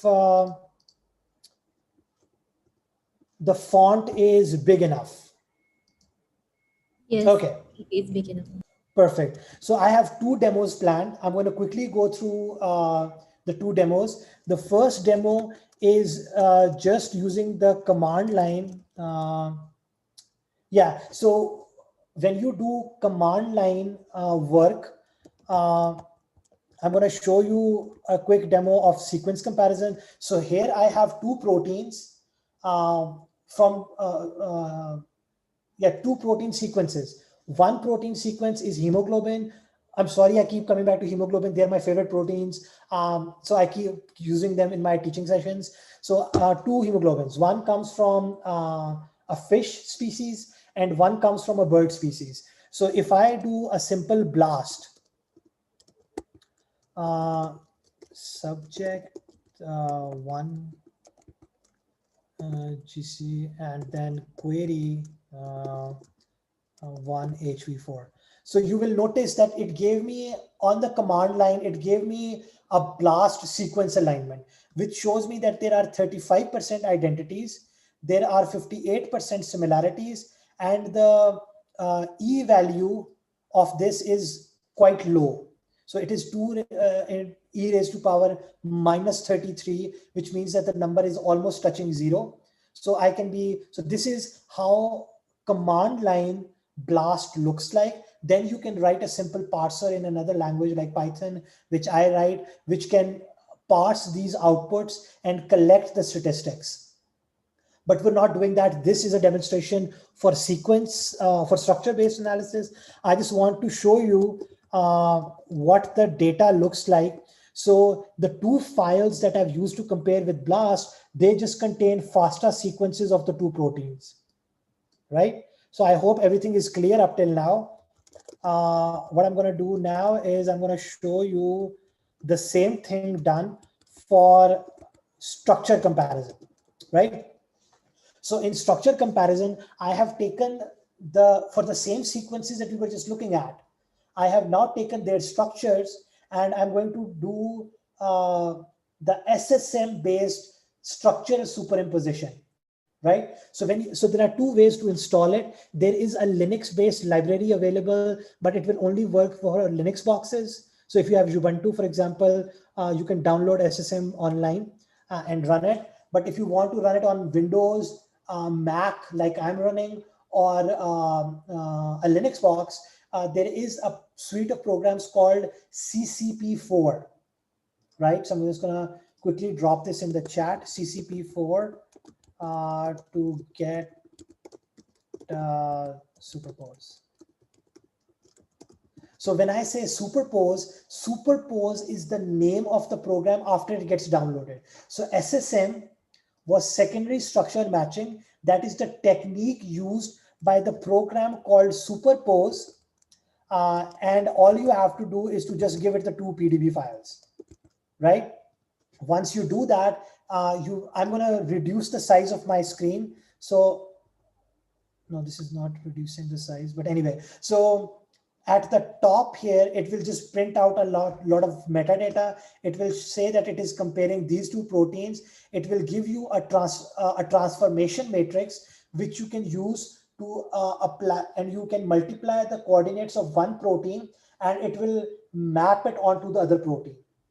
And that mapping then results in a Q-score of 0.55, an RMSD value of 1.35, and number of residues that are aligned are 115, right? And this is a breakdown in text form that if you're looking at the 2 structures superimposed, which residue is coming on top of what residue. So here you will see that valine at position 1 and alanine at position 2 are occupying almost same positions, but there is small difference in the spatial position, and that is recorded here.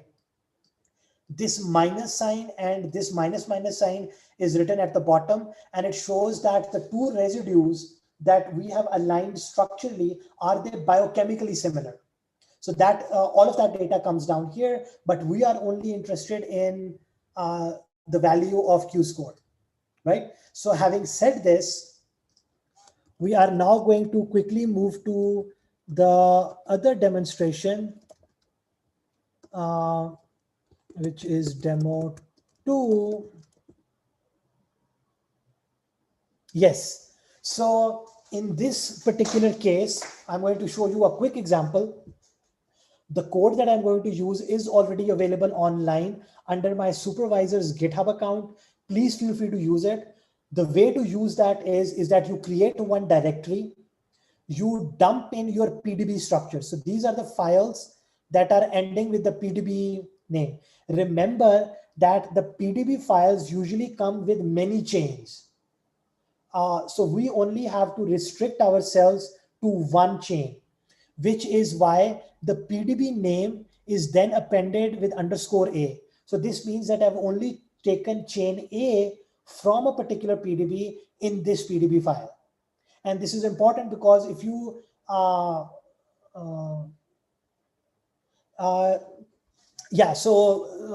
you cannot compare. So when you take a dimeric structure and compare it to a monomeric structure, what SSM will do is SSM will first compare it here, and then report the best result, which might be the wrong one because you might want to find out the result of this with this, but it might give you the result between this and this. So it is better to divide this dimer into 2 individual files, one labeled A and one labeled B, right?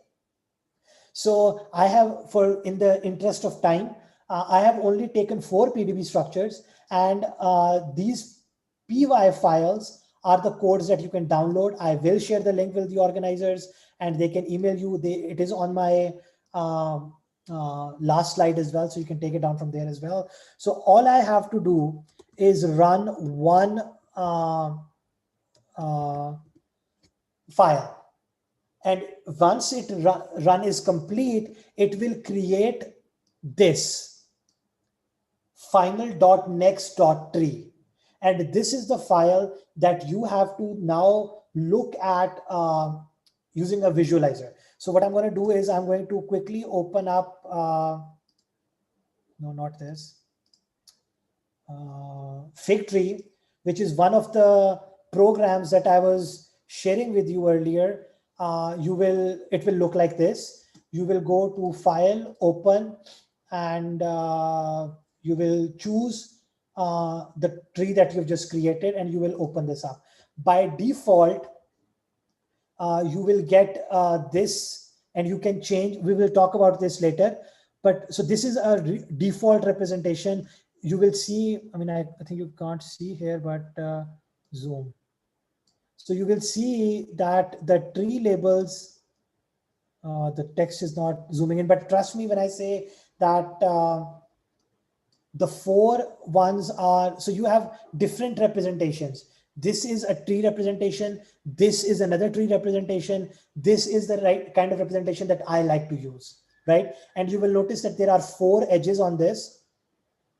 And because we don't have much time now, I will have to quickly not analyze this, but you know which structure comes from what species, right?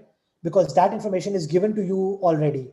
You can then analyze, oh, this structure and this structure are more close, and this structure and this structure are more close, then this species is more related than, for example, this species with this species. So this is the kind of analysis that you can get out of it. These structures could have been 50, but the protocol would remain the same, right? I just wanted to demonstrate that as a last point. Just to break down, there are a couple of files. What the files are doing is they will compare all the structures available in that directory with one another. They will create a, they will convert the similarity score to a distance score. They will take the distance score, put it into a distance matrix. Then they will take the distance matrix and they will apply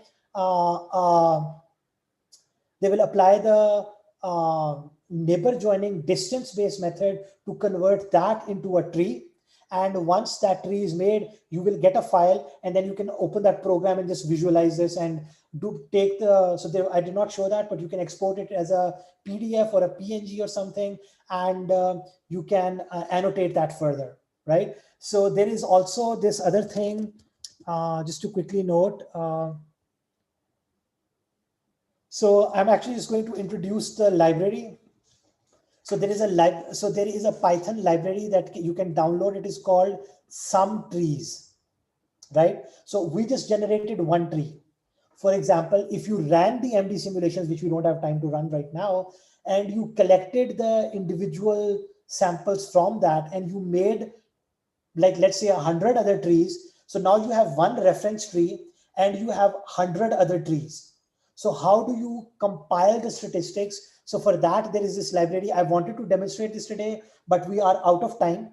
So I'm just going to show you the function that you have to use. After installing this, you have to run the non-parametric bootstrap, where you will run one of these 2 commands. Just zooming in.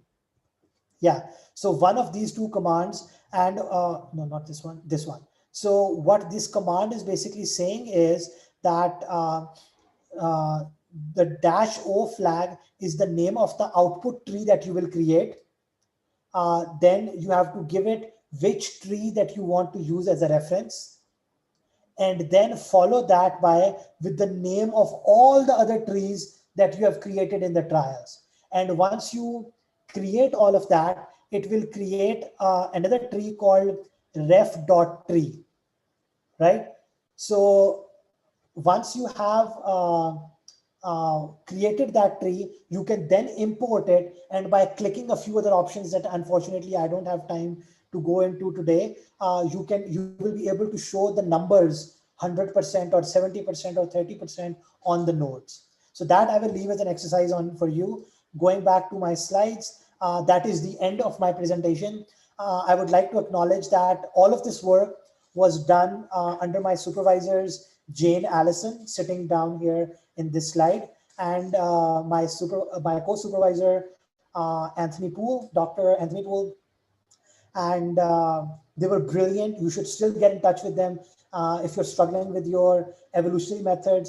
Jane specializes in MD, and specializes in evolutionary analysis, and both of them came together as my supervisors, which led to the creation of this method, which did this, right? So I would also like to thank Massey University, which kept funding me, which fed me.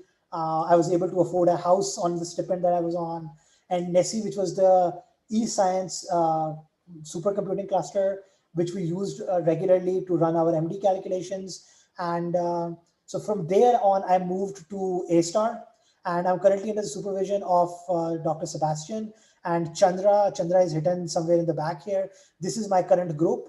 I would like to thank A-Star now for feeding me, and the Supercomputing Center and our local IT infrastructure, which gives us the resources to run large-scale calculations.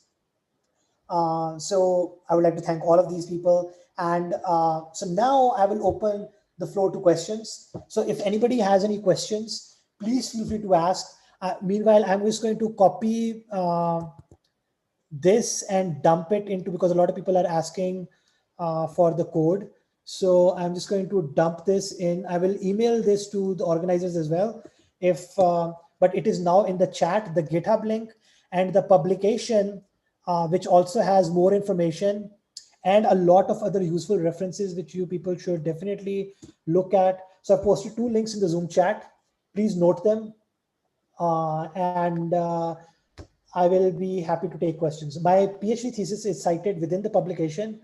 So if you want to, because that will have a lot more detail. The talk that I had to rush through today, it is explained in a much better way in my introductory chapters.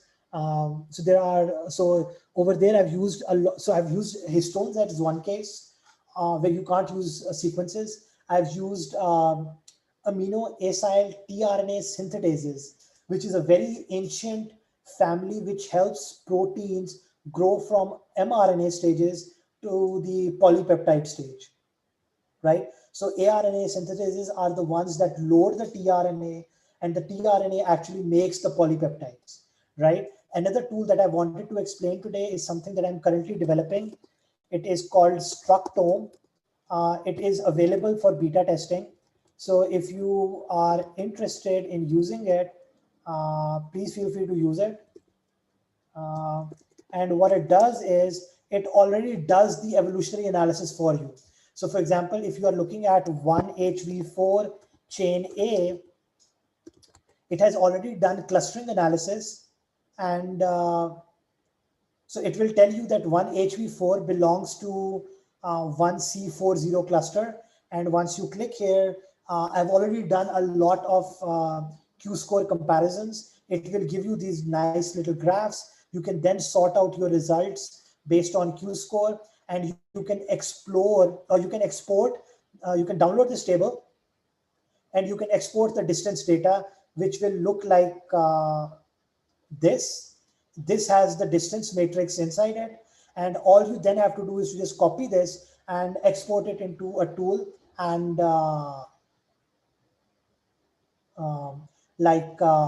so once you have this data, you can plug this into, let's say, Figtree. Actually, no, not Figtree, SplitTree. SplitTree is a program that can convert distance matrices into tree-like representations. Or another representation called reticulated networks, which are much better than trees. But unfortunately, I did not get time enough to explain that. Do read up the paper. The paper explains reticulated networks.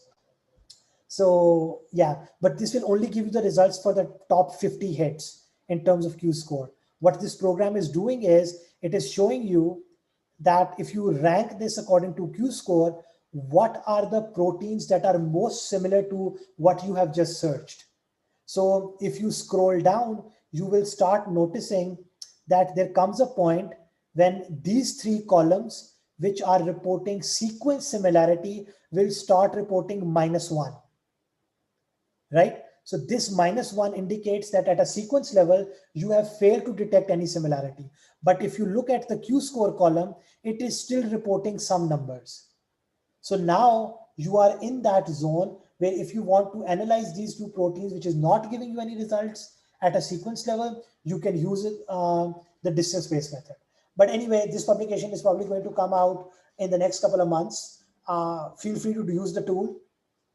It is available. Do cite it, because we need citations to survive. I will be happy to take any questions that you might have. So that's it. People who want to leave now can. I left 2 links in the chat for the code and the paper. I will share them with the organizers if they ask, and they can email them to you guys. Otherwise, any questions, anyone?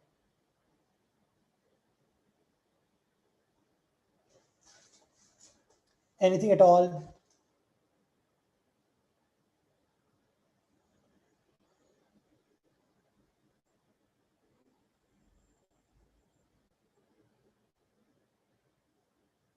I think the talk is currently being broadcasted on YouTube, and I think that link might stay there. I am not sure how live things work, but yeah. So if you people have no further questions, please feel free to leave. If you have further questions, please feel free to drop in the chat or raise your hand, and I think I can unmute you some way. So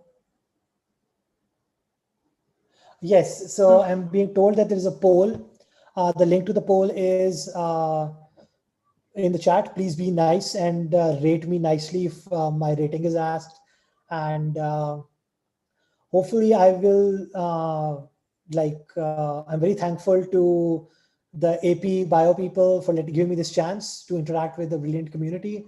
Hopefully you'll take up this method and start using it.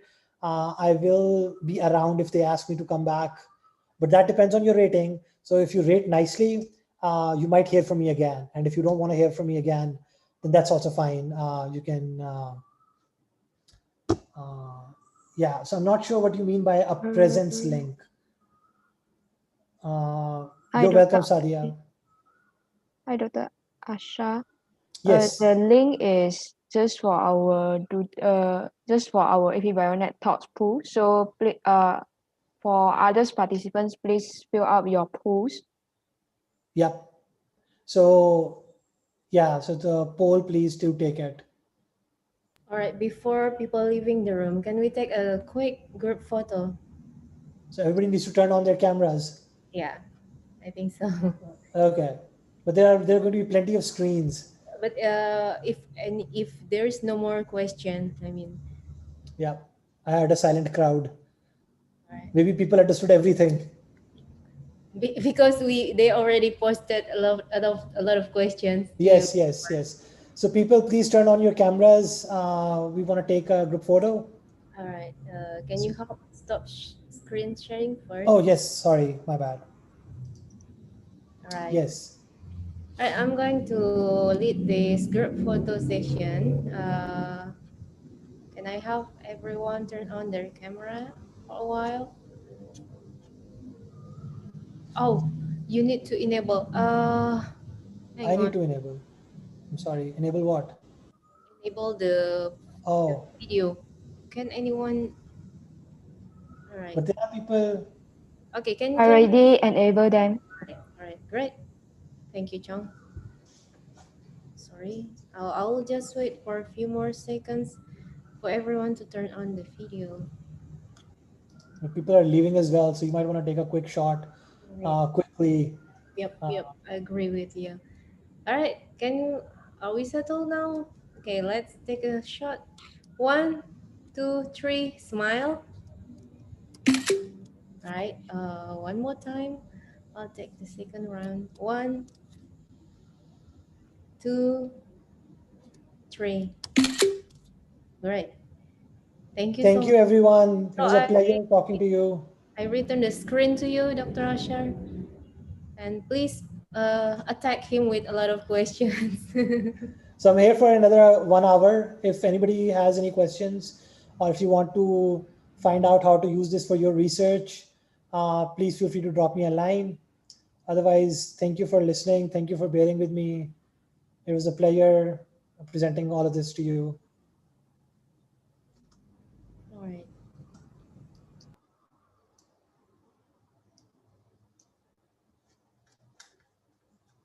Thank you, everyone.